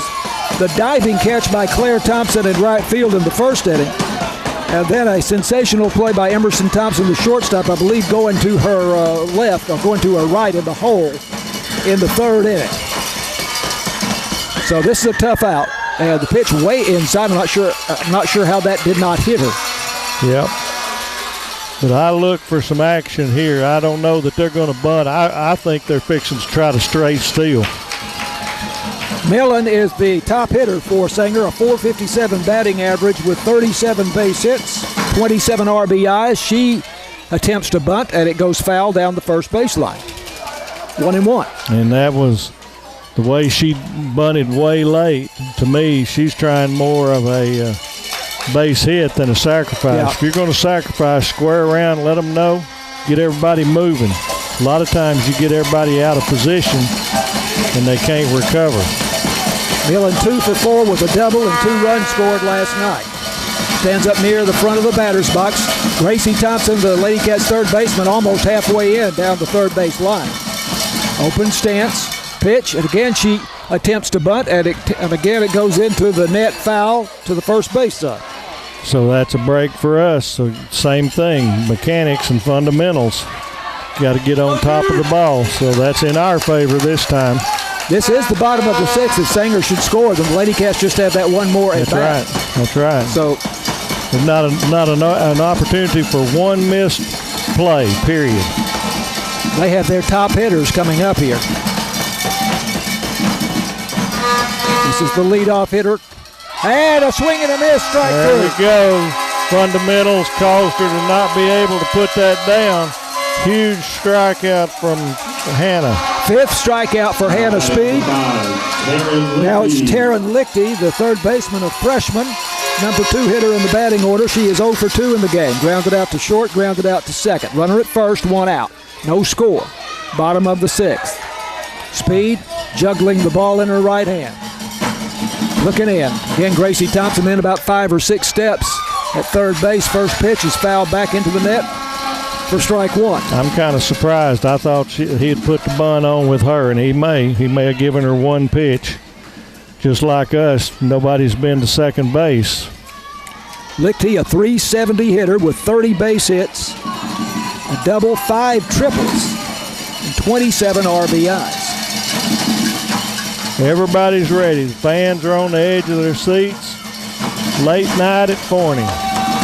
0-1 pitch. Swung on, no. Held up now, throw down to first base. Pitch was low. That was an off speed, and if it had been up a little bit, she had her because she was really reaching out there. Friddle threw it down to first. I'm going to say hold on to that ball. If that ball's wet and you throw it down that line, they're going to score from first. 1-1 count. Lady Cats looking for the double play in the middle infield. Here's the pitch. Swung on and hit foul into the net down the first baseline. The count goes to 1-2 on Taryn Lichty, the freshman third baseman for Sanger. She's looking into the dugout for direction. What a game. Yeah, this is impressive, especially after last night where we got behind early and just never had anything good till that last inning. 1-2 pitch is in the dirt, and it's back to the retaining wall, and the runner will go to second base. That's a wild pitch. Yep. 1 out. And now a 2-2 count on Taryn Lichty.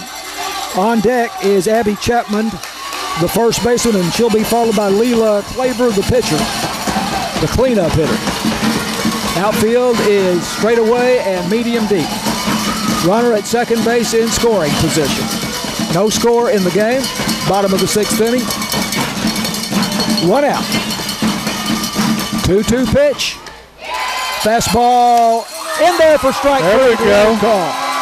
It was actually a little bit inside, but she flexed her leg almost like she was trying to let it hit her. And it was not a good pitch or in the zone, so that's a break for the Cats. Hannah Speed has struck out 2 after walking the number 9 hitter. That's 6 for the game to this point. Cates is out there at second base. She got there on a wild pitch. Now it's Abby Chapman, the first baseman, and she takes a fastball strike at about the letters. I'm sorry, it was a ball. It was a ball. Criddle turned around, but she was doing it the right way. She's trying to make sure where he called it. Takes ball one inside. Chapman had a home run last night, 1 for 2. Also was hit by a pitch and walked. And she fouls this one back, so now it is 1-1. Chapman, a .362 hitter. She is a sophomore. This is a young Sanger team. 25 hits, 8 doubles, now 2 home runs and 13 RBIs. 1-1 count. 2 out, runner at second. See if Hannah can reach back. No score, bottom of the 6th. Sanger Indian fans with the drum beat. And there's a pitch that must have hit her. I couldn't tell that it hit her. It must have. Went down to first base, and the umpire pointed that way also. So there's another hit by the pitch. That was not at all obvious. No. It must have just brushed her uniform top. Now it's Leela Claver, the pitcher, who is 0 for 2, but she had that 2-run homer in the first inning last night. 2 out, runners at first and second. He may be fixing to put another runner in for Chapman at first. Toby Claver, the head coach, comes out. He's the dad of Leela Claver. He's having a conference with the home plate umpire. I don't see anybody coming out of the dugout right now. They're fixing to. There they come. Yeah, courtesy runner. Number 10, Nikki Boone. Nikki Boone is the courtesy runner. So 2 outs. We got a force everywhere. 2 outs, bottom of 6. Game on the line. Sanger's got who they want up. This is the 2 bell cows of each team. Facing off against each other here. Here's the pitch by Speed. It's up around the shoulders for ball 1. Tried that change up, and it was just a hair high.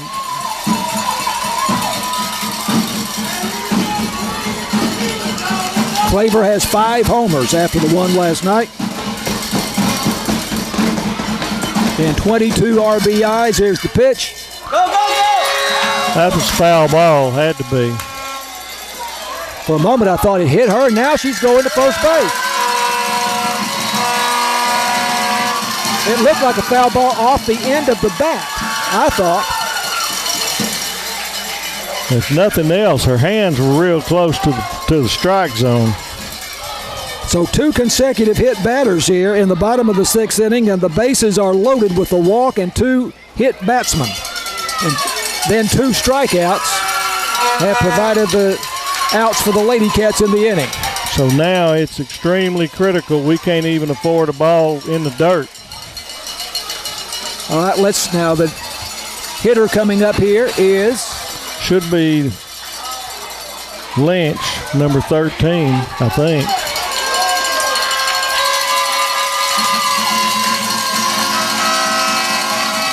No, this is 12. So this is Chelsea Walton. Right, she hit the last time. That was yep, so she's DH for Harley Miller is what it is. Okay, so no room Walton. for error here. Bases are loaded, 2 out. Swing and a miss at the first pitch by Walton. Great pitch. She struck out in the 5th inning. Walton, a .308 hitter, has 20 base hits, including a couple of doubles, a triple, 26 RBIs. Outfield, straight away and deep. 0-1 count. Here comes the coach. She's got something on with her scorebook. David Carrillo, head coach of the Lady Cats, coming out for a conference with the home plate umpire. Oh, well, that's not David Carrillo, is it? I thought it was at first. One of the Lady Cat assistant coaches coming out. So I want to see 2 more strikes and see Hannah get a little demonstrative here. Season's on the line for the Lady Cats right here. Walton the hitter. Tall right-handed batter stands about midway in the box. Bases loaded, swung on, popped up. Right side, coming on, Claire Thompson, and she makes the catch. Great job.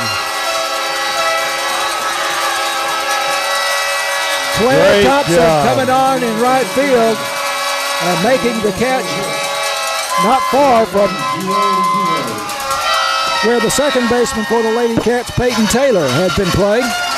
But an easier catch there for Claire Thompson, as Peyton Taylor was also going out to make the play. So the bases are loaded and will remain loaded there for Sanger in the bottom of the sixth inning. No score. We go to the top of the seventh. This is Lady Cat softball on KSST. Lady Cat softball on KSST is brought to you by BT Medical, City National Bank, Wesley House Assisted Living, Farm Country, Alliance Bank, the University Interscholastic League, and we say thanks to J. Hodge Chevrolet for the beautiful Chevrolet Equinox in which we came over to Forney this evening. No score going to the top of the seventh inning. And the Lady Cats will send up Abby Goldsmith, Claire Thompson, and Emerson Thompson to face Leela Claver. Leading off the top of the seventh. So let's see if the senior can get it started. Left-hander, when she hits it, she stings it. One play is going to decide the season, possibly. Who's going to make it? Lady Cats have to win to keep this series going. They're down 1-0. They lost on Wednesday night 6-2. Game 3 would be tomorrow at 2 here in Forney. Left-handed batter Abby Goldsmith, the senior, standing in. And the first pitch is down and away for a ball. Goldsmith has struck out twice here tonight. She's due. A .315 hitter on the season with 23 base hits, 7 doubles and 3 homers to her credit. I can't believe we're still playing ball. I didn't think we'd get this started again. 1-0 pitch is way up around the shoulders, and it's 2-0. Claver has battled with her control throughout the night, off and on. But I don't have her with a walk. She's been full. I've got one. Do you? Okay. There's one, but it's been intermittent. 2-0. Swung on and missed. She took something off of that one. Little change of speed pitch there.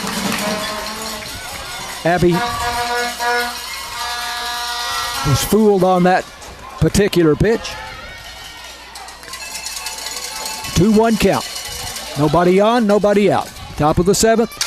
And Goldsmith hits this one the opposite way to left field. And a running catch by the left fielder for Sanger. Cates. Carly Cates. I thought she had dropped it there for a moment. I thought it was going to carry over her. That ball was stung. Abby really got messed up there. She hit the ball hard. Great running catch. There's been some good defense on both sides, and that one right there had double written all over it from a leadoff hitter. As it is, it's 1 out. Great job of going the opposite way. Yeah, and hitting it hard. And hit very hard. One of the hardest hit balls of the night. Now here's Claire Thompson. Thompson 1 for 3, grounded out to first base in the second, singled sharply in the fifth inning. Made a beautiful catch of her own out in right field in the first inning. Check swing, strike one.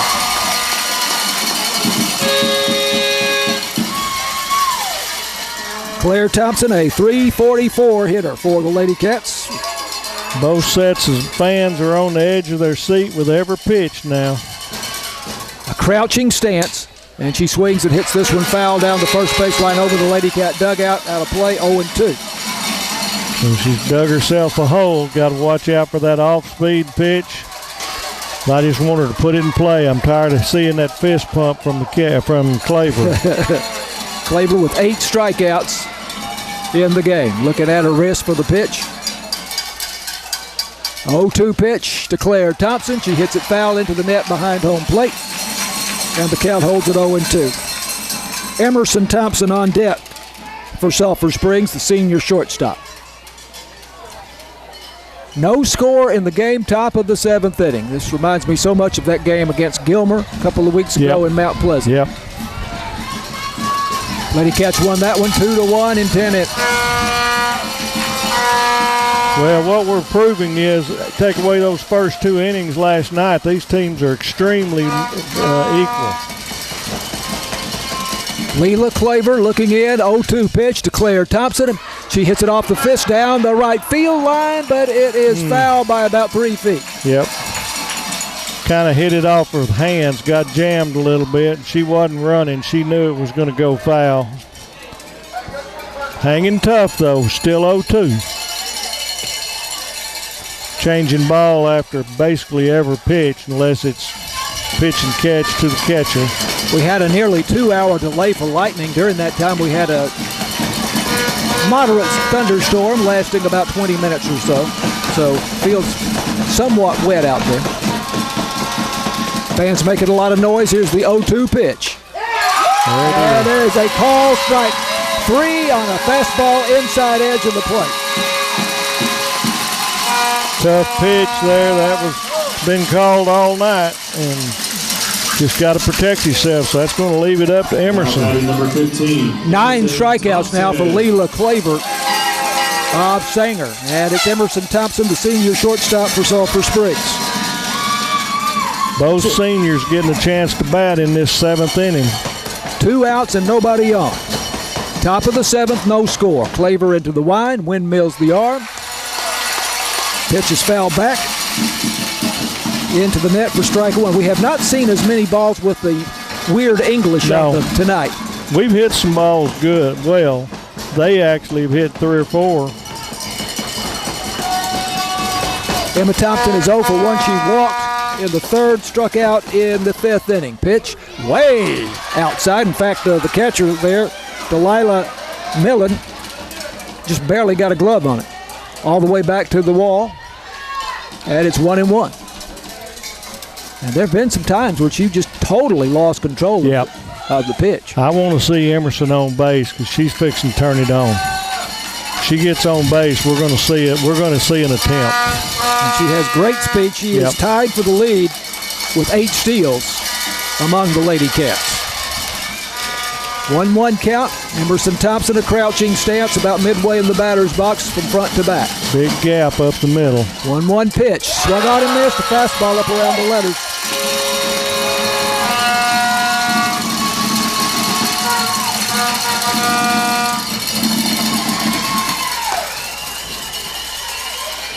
Two out. There you go.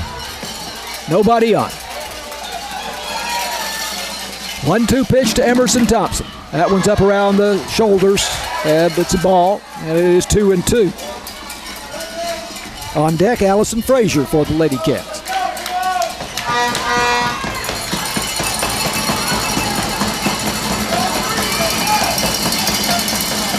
Two count. No score, top of the 7th. Senior on senior. Yep. And the pitch. That's way outside for ball 3. You get Thompson on base and you got a chance. Yep. Terrific speed.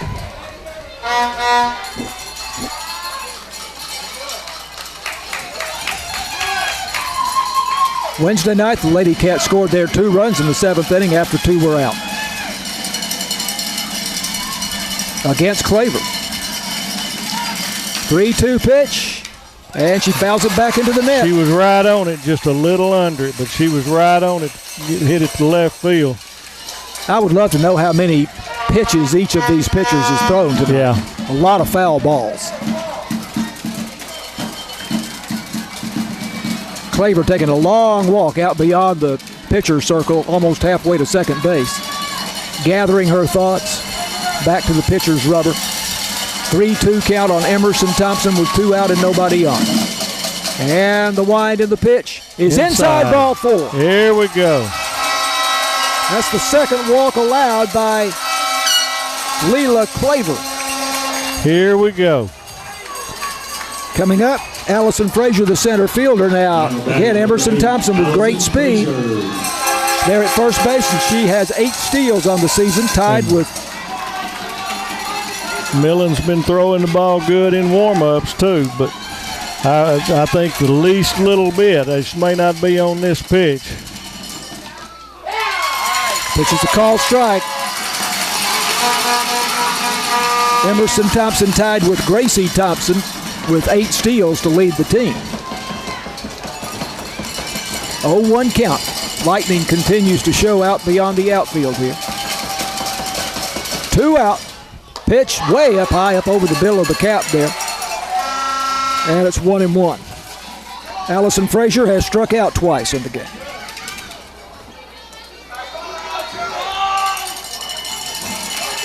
So far, Emerson's just taken a good lead off of the bag. Millen hadn't shown an aptitude to go up throw at her. Claver, fastball at the belt, swing and a miss for strike 2. Frazier, a .385 hitter, 10 for 26 coming into the game. She does have 3 homers, so she has some power. Wouldn't number 4 look good right here? Oh, boy. 1-2 pitch by Claver. Swung out and missed, strike 3. That is 10 strikeouts in the game by Claver, and we're going to the bottom of the 7th with no score. Sulphur Springs and Sanger. This is Lady Cat softball on KSST. Going to the bottom of the 7th with no score, Sulphur Springs and Sanger. This regional best-of-3 series, Sanger leading 1 game to none. The Lady Indians won Wednesday night 6-2. If they win here tonight, the series is over. They move on to the state semifinals next week. But if the Lady Cats win, obviously the series is even at a game each, and we play tomorrow afternoon at 2. We may have a repeat of that Gilmer game that went 10. I don't want to go 10. We've got to hope for extra innings now. Still got lightning all around. I can't believe we're playing. But Vivian Lynch is the hitter here for the Lady Indians. Right-handed batter standing at the back of the batter's box to face Hannah Speed. Speed with 6 strikeouts in the game. She has walked 3. Pitch, fastball, call strike at the belt. And Hannah's got to realize she can't throw the ball inside on these batters. She's hit 2 of them. I don't know if they're doing it on purpose, but I think they're getting their hands out in the strike zone. 0-1 pitch is hit up the middle, and coming on the center fielder for the Lady Cats, Allison Frazier, and she makes a running catch going to her left. Nice job. Ball was not hit well, but it looked like it might be a little Texas League single there for a moment. Now again, Tony has admonished me not to say how many hits that Sanger has, but it is a very low number here in the bottom of the 7th inning. So 1 out and nobody on. Lily Wilson, the shortstop, coming up, right-handed hitter. Open stance, stands near the back of the batter's box. Hannah Speed windmills the pitch. It's a line drive at the shortstop, Emerson Thompson. She catches it head high for the 2nd out. We've got 2 teams that can play some defense right here. And now with 2 out and nobody on the bottom of the 7th, the second baseman, Sophia Togel, is coming up, the second baseman. Trogle it is, T-R-O-E-G-L-E. She struck out and then hit one to miss Gracie at 3rd, which doesn't bode well. Pitch is high for a ball, and it doesn't take a pitch to be very high for a ball to Sophia Trogle. We doubt that she stands 5 feet tall. No, can't. Stands about midway in the batter's box, front to back. Crouching stance, holds the bat up high. 1-0 pitch. Fastball. There we go. There's the call strike. Umpire's getting a little louder with his call. The further in the game goes, he can get excited too, like the fans. Outfield about medium depth. I'm surprised they're as deep as they are and straight away. Now, I think she can hit the ball. 1-1 pitch. That one's down and away for ball 2. 2-1. Nobody on, 2 out. If Sanger scores here, the game is over. They win. If they do not score, we go on 2 extra innings, which would be, of course, the 8th inning just ahead. Big flash of lightning out beyond the right center field wall out there. Yep. It's not streaking lightning, it's just the flashes. Popped up, left side, out of play. Emerson Thompson giving chase, but it's just out of play. Looked like it hit the top of the Sanger dugout down the third baseline. 2-2. Tragle, .273 hitter with 12 base hits for the season. Couple of doubles and 7 RBI. Carly Cates, left fielder, on deck. We hope she has to bat in the 8th. Fans making a lot of noise. 2-2 pitch by Hannah Speed. Swung on and missed. Strike 3. We're going extra inning. 7 strikeouts for Speed. We have gone through 7 innings in this regional final game, game 2 of a 3-game series, and we're going to extra innings with no score. This is Lady Cat softball on KSST. Top of the order coming up for Sulphur Springs here in the 8th inning. Hannah Speed, the pitcher, followed by Braylee Blevins, the first baseman, and Gracie Thompson, the third baseman. Top 3 in the order, you get to pick them, so it's set up for you. No score. Sulphur Springs has had, I think, 1 runner to second base here tonight. Yep, that's what I've got. Claire Thompson. Mm-hmm. In the top of the 8th for the 5th inning. Cats, number 1, Yep. Hannah Speed. So Sanger, let's see if we can get it started. Sanger had the bases loaded, and that was the 6th inning, wasn't it? Yes. Hannah Speed, the top hitter for the Lady Cats, also, of course, their outstanding pitcher. But she has a batting average of .488 and stands up near the front of the box. Now here comes third baseman, third base umpire, and I bet you we're fixing to have a delay. We've been seeing the lightning flashing. Okay, no, it's something about a light somewhere. It's not mine this time. But we've been seeing those flashes of lightning really moving across. There's another one in center field. But that looks to be quite a ways away. It must be. Hopefully. Speed with 40 base hits to lead the team. Pitch way up over the bill of the cap there for ball 1.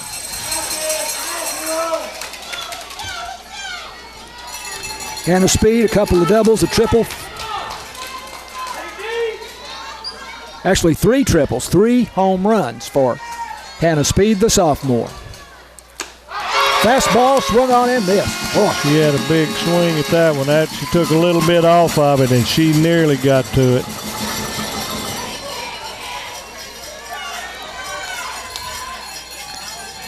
Read an article about Claver said her fastball or rise ball runs about 62 miles an hour. There's the signal for lightning. Ladies and gentlemen, once again, that is the lightning delay. We ask that you please once again vacate. Are you kidding me? There was an electronic signal that went off behind us. Yep. Just barely hear it. Once again, we are on a 30-minute. We've been seeing that lightning out beyond the outfield all night, or at least ever since the game resumed about an hour ago. 10:02 for this one. So that means 10:32 if nothing else happens. Unbelievable, but you got to have your safety. Top of the 8th inning. And again, there would be the possibility, if this went very long, of suspending this game and coming back and finishing the game tomorrow and then playing game 3 if necessary. They're trying everything they can to keep from having to waste the gas and people's time and all the buses and all of that. So no score in the game. We're in the top of the 8th inning. There is nobody on. It's a 1-1 count, as it's a showdown here between Layla Claver, the pitcher for the Lady Indians, and the pitcher for Sulphur Springs, Hannah Speed, in the batter's box. And the Lady Cats have the top of the order here in the top of the 8th inning with a great chance to put the first run of the game up. But we're going to have a delay for lightning, and I wonder how many of these fans are going to pack it in now. And I don't think they'll pack it in now. I think we lost some early. I think these are here. So, James Terry, we will send it back to the KSST studios. You might want to think about joining the Rangers-Astros game in progress. Tony, what is the score there? We might not either. It's 6-2 Houston, and it should be bottom of the ninth. Oh, they're in the bottom of the ninth. Not looking good. So we will have a break here, and we will come back, we hope, in about a half hour and resume this ball game. And we hope the Lady Cats can get some offense going and put a run up, and maybe that would be enough to win the ball game and move on to Game 3 tomorrow. No score, Lady Cats and the Sanger Lady Indians, top of the 8th inning. We'll be back from Forney, we hope, in a short time. This is Lady Cat Softball on KSST.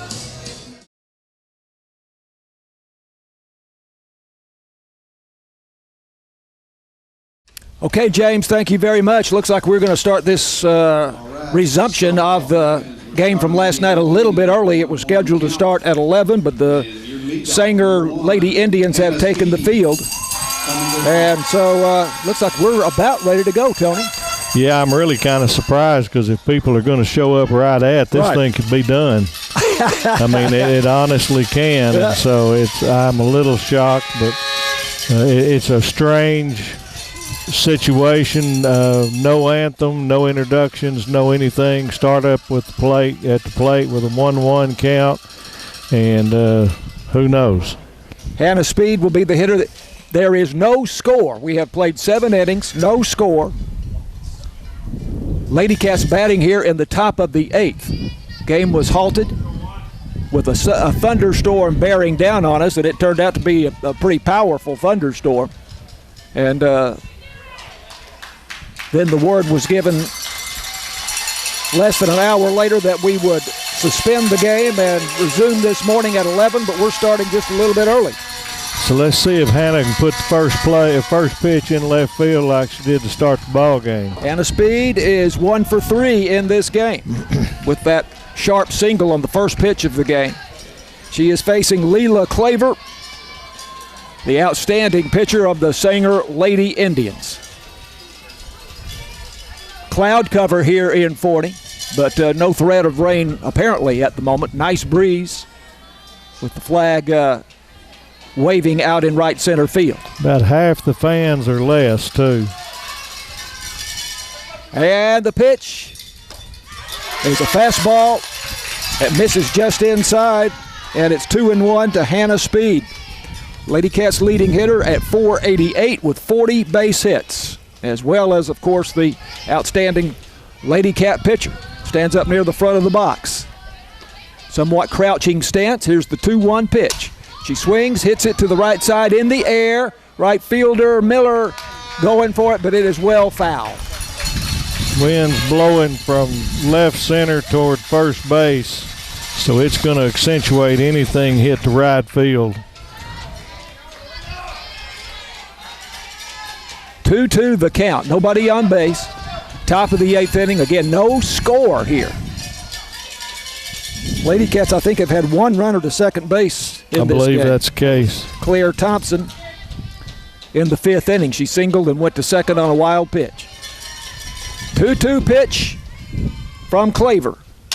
Hit well to center field. Center fielder coming on and makes the play. She got a good jump on it. I thought that was hit a little better than it was, but center fielder, their outfielders are good, and she got a good jump, no problem. Vivi Lynch comes on to make the play about medium depth center field. So 1 out, nobody on top of the 8th. Braylee Blevins now for Sulphur Springs, number 2 hitter in the batting order. She is 0 for 3 in the game. Robbed of a hit in the 3rd inning on a great catch by Vivi Lynch. Yes, play of the game, or one of them. Claire Thompson had a great catch in the 1st inning for Sulphur Springs last night in right field. Blevins, crouching stance, takes low, ball 1. Blevins, a .313 hitter for the Lady Cats with 21 base hits, including 8 doubles and a triple. Good speed. Crouching stance about midway in the box, front to back. She swings, pops it up left side in foul territory. Third baseman cannot make the play. That's going to be interesting. They're going to call interference on Carrillo, and he was in the area of the box, but he made contact with third baseman. So it's not going to surprise me at all for him to call this an out, because he was trying to get out of the way, but there was contact. So it could be a detrimental call here. Conference between the pitcher circle and first base between the 3 umpires. I mean, you're supposed to be in the coaching box, but he was trying to get out of the way. If you're in the coaching box, you're supposed to try to get out of the way where it is. You're not legal just to stand there and be a statue. Can't set a pick. No. But it definitely, he made her go around it, and then the wind blew it back in. Yeah, I expect him to come up with an out call here. I was going to say I thought the wind had an effect. Yes, it did. Hadn't made a signal yet. And now it looks like they're not, because they're going to go talk to the coach. Head coach Toby Claver for Sanger comes out. Now he and David Carrillo are standing shoulder to shoulder there on the third baseline, and they're having a big conference here. Well, now that they're talking to Carrillo first, they're telling him why they're fixing to give him an out. They're fixing to call her out. Yep. Wow. So then it's scored a put out for the third baseman, I suppose? Yeah, technically. Yeah. Got to credit it to somebody. Yep. So Carrillo that was And Carrillo's saying, I'm trying to get out and all that. And it was legit. This is just one of those things. But still pleading his case with the third base umpire. And he's wasting time, because it's not going to happen. It's a bad break for the Lady Cats.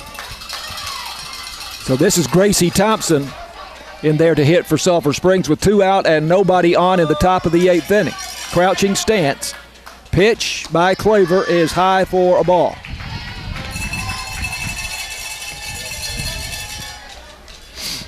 Thompson, 0 for 3 in the game, reached base on an error in the 6th inning.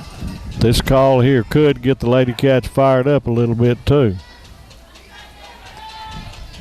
Leela Claver windmills the pitch, and that hit her on the knee.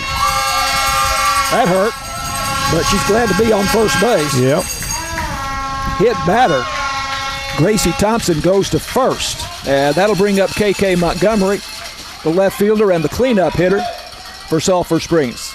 Number 6, KK Montgomery stepping in the box. Let's see what KK can get moving. Montgomery 1 for 3 in the game. She had a single in the 4th inning. Gracie Thompson with good speed, co-leader in stolen bases for Sulphur Springs with 8, along with Emerson Thompson. And the first pitch hit foul, well out of play down the first baseline. She's got to start that swing a little bit quicker. If she could hit one toward that Canes sign, we'll score a run. That's in right center field. Yep. Just in front of the flag. Because Gracie's going to be hauling on the back. There's a shot. Ball hit hard up the middle. Fielded by the center fielder, Vivi Lynch, and no chance for Gracie Thompson to go beyond second base. That was a shame it was hit so squarely to her, because if that was on any side, then we're moving a little. So, again, 2 outs, and we got something going. Look who's coming up. Shaylee Friddle, freshman catcher for the Lady Cats. This is the best threat for Sulphur Springs, such as it is this evening.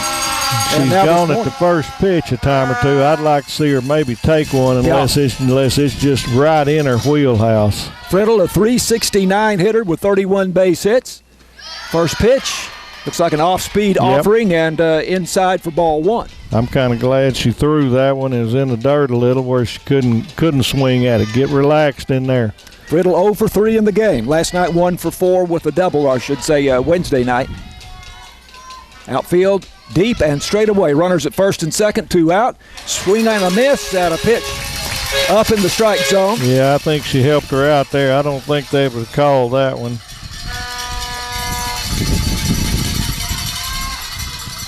Riddle has 3 homers to her credit. Crouching stance up near the front of the box. Pitch, and she fouls it back into the net.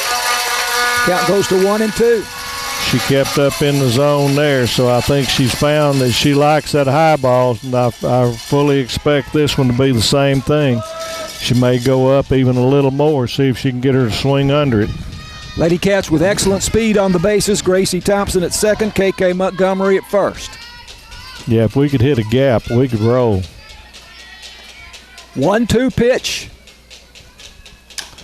Hit foul down the third baseline. That, again, she may have swung at a ball there. Well, that was close enough that you're not going to let them call. You got to protect the plate, so that was a good swing. I think you're right. It probably was, but at this point in the ball game, the last thing you need is a called third strike. Yeah. Good point. Leela Claver checking her wrist for the pitch. Windmills that right arm, and the ball hit hard into left field. That's a base hit. Coming around third base is Gracie Thompson, and she will score. There we go. Take the lead. There we go. The one thing I'm going to look at is I'm wondering if they're going to check her at third base. I think she stepped on it, but if she did, she got the very first front corner of it. So let's watch. Hopefully they won't run an appeal, and I don't see the coach coming out to the edge, so hopefully it's legit. No sign of an appeal. Great job by the freshman. How about that freshman? Boy, she roped scalded it. Yep, she roped it. Now let's see a senior top of that and get another run. And KK Montgomery's hit was a hard. Yep, that's right. Single up the middle. Here's the first pitch to Abby Goldsmith, way up high for a ball. So the Lady Cats take a 1-0 lead here in the top of the 8th. And I think the senior's fixing to get a hit, and we're fixing to add to it. Abby Goldsmith, left-handed batter. Runners at first and second and 2 out. And Friddle can run from first, too, if we hit a gapper. Swing and a miss at a fastball up above the belt. Good swing. Goldsmith, a .315 hitter, coming into the game with 23 base hits, including 3 homers, 18 RBIs. Crouching stance. 1-1 pitch. Hits it to the right side, and it is actually the shortstop. I was thinking that was going in more of the second base area, but the shortstop, Lily Wilson, who makes the catch. So the Lady Cats settle for 1 run, but that's a huge run. And now Sanger has to score to keep this game going. As we go to the bottom of the 8th, Lady Cats lead 1-0. It's Lady Cat softball on KSST. Lady Cat softball on KSST. It is brought to you by BT Medical, City National Bank, Wesley House Assisted Living, Farm Country, Alliance Bank, the University Interscholastic League, and thanks to J. Hodge Chevrolet for providing the Chevy Equinox, which we made the trip yesterday and today, and also Wednesday night. So here we go. Lady Cats on top 1-0, bottom of the 8th. Carly Cates leads it off, the number 9 hitter, followed by the leadoff hitter, Delilah Millen, and then the number 2 hitter, Taryn Lichty. And Tony, we talked about it coming down here, that the first hitter that Hannah Speed would face is Carly Cates, whom she has walked twice in this game, the number 9 hitter. She's got to throw strikes. She's got to say, give us that out. You cannot afford for the number 9. We've been lucky that with her with 2 walks that there's not been a run. I just, and you know, it's easy to say throw a strike from up here. I know everybody's trying, but right now it's real important for Hannah to dig in, throw it right down there, and let her just go. If she gets a base hit, kudos. Cates is a left-handed hitter. She is a tiny little thing. They list her at 5'4", and if she weighs 100 pounds, I'd be shocked. Yeah, I would too. And she slaps at the ball. She tries to just slap at it and she runs put it up in play. and just basically checks swings and stops the swing. Now, the last time up last night, she did swing through once, but I don't think she's hit anything that would get out of the dirt in the infield. Outfield very, very shallow, especially in center field. Allison Frazier. First pitch is outside for ball one. On deck, Delilah Millen, the catcher, who is their top hitter in terms of average and number of base hits. Infield is in. And now pitch, this is outside. Ball two. Digging herself a little bit of a hole here. Come in solid, because she may very well take till full count. I think so, yeah. Speed, windmills her arm, and that one misses away for ball three. Cates for Sanger, a .236 hitter with 13 hits. 3-0 pitch. Now there's a call strike on the outside edge, and that might have been generous. That was a 3-0 strike is what that was. That may be been about one ball out, but thank you, ump. Hannah Speed into the wind, 3-1, swing and a miss, strike two. I think she helped us out right there. That looked like that was going to be just a hair offside. So good pitches by Hannah to make it swingable. Now just make sure you deliver this one. Right down the middle. Yep. Fastball. Speed looking at her wrist for the pitch. Into the wind, the pitch, and she slaps at it and hits it foul into the net down the third baseline. Yep. That's a good pitch. Big cheer goes up from the Sulphur Springs fans. I'm not sure what that was about. Yeah. Maybe they must have been saying she stepped on the base or stepped out of the box, because they're giving her an out. Now up for your Sanger. So I think that was just a. Your catcher, number 3, Delilah. Don't know what I'm gonna call that one. Well, what would be the call that if she hit it while she was out of the box, then she's out. And again, she moves in the box while she's swinging. They may have. I'm gonna give her a strikeout, right, because they may have said that it was an attempted bunt. So I'm gonna give her a strikeout. But regardless, one out, and that's a good job of getting in there. And the first pitch is a ball now to Delilah Millen, the leadoff hitter and the catcher. Next pitch is inside for ball two. Now, Hannah Speed in the playoffs here has risen to the occasion on so many occasions when it looks like she's in trouble. And she fell behind 3-0 to Cates and came back to get her. 2-0 pitch to Millen, swing and a miss at a fastball, and it is 2-1. That was a challenge pitch right there, and she won it, and she stayed up. Again, if you can keep it where you're going to make them swing, stay high in the zone, they're going to pop it up if they hit it. It's hard to get on top of a ball up at the shoulders. Millen hitting .457, leads the team with 37 hits. Pitch, swung on, hit foul into the net down the first baseline. Kind of went down with that one. That's a good pitch. So now 2-2. Lady Cats leading 1-0 in the bottom of the eighth. They scored the run, of course, in the top of the eighth just moments ago. 2 more outs and we get to play that decider. That'd make the trip worthwhile. Outfield, medium depth and straight away for Delilah Millen, the sophomore catcher. Open stance, and she hits this one foul into the net behind home plate. Good pitch there. Hannah Speed now has struck out 8 batters. She has walked 3.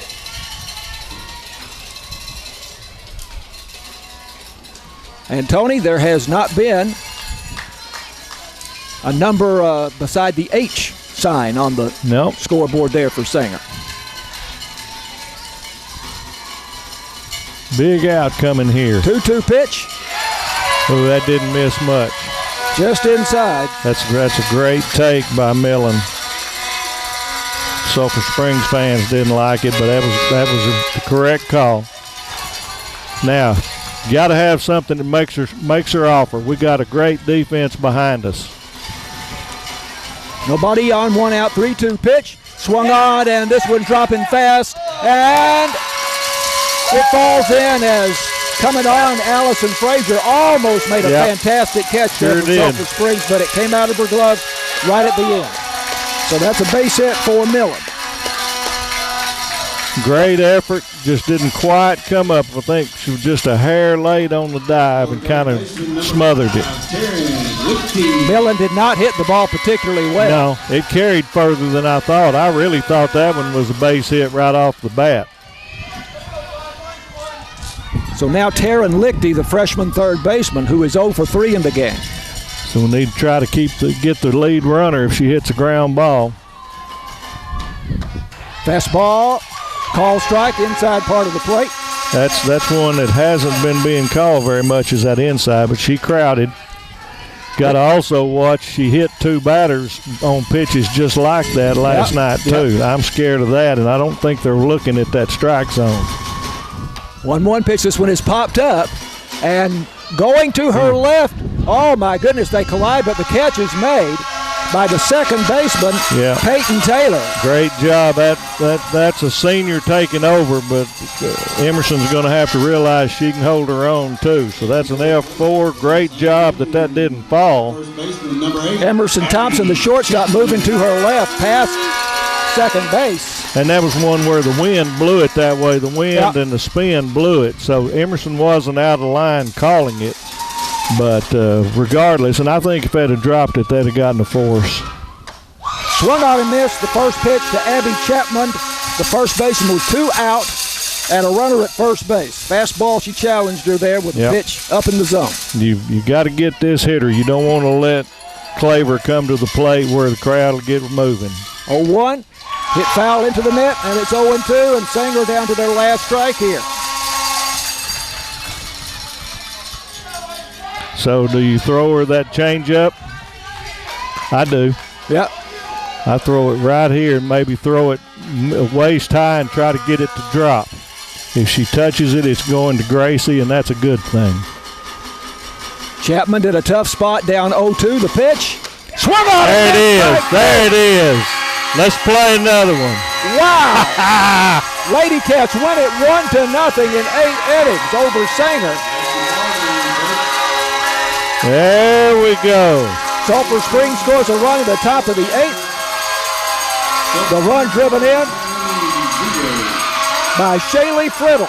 And then Hannah Speed comes out and shuts them down in the bottom of the 8th with Delilah Millen getting a base hit but being stranded at first base. And now the handshake line has begun, and it won't be long before Game 3 between these two outstanding 4A Division I high school softball team starts. Big crowd from Sulphur Springs making a lot of noise over here to the right side. I suspect there may still be some people en route. Yeah.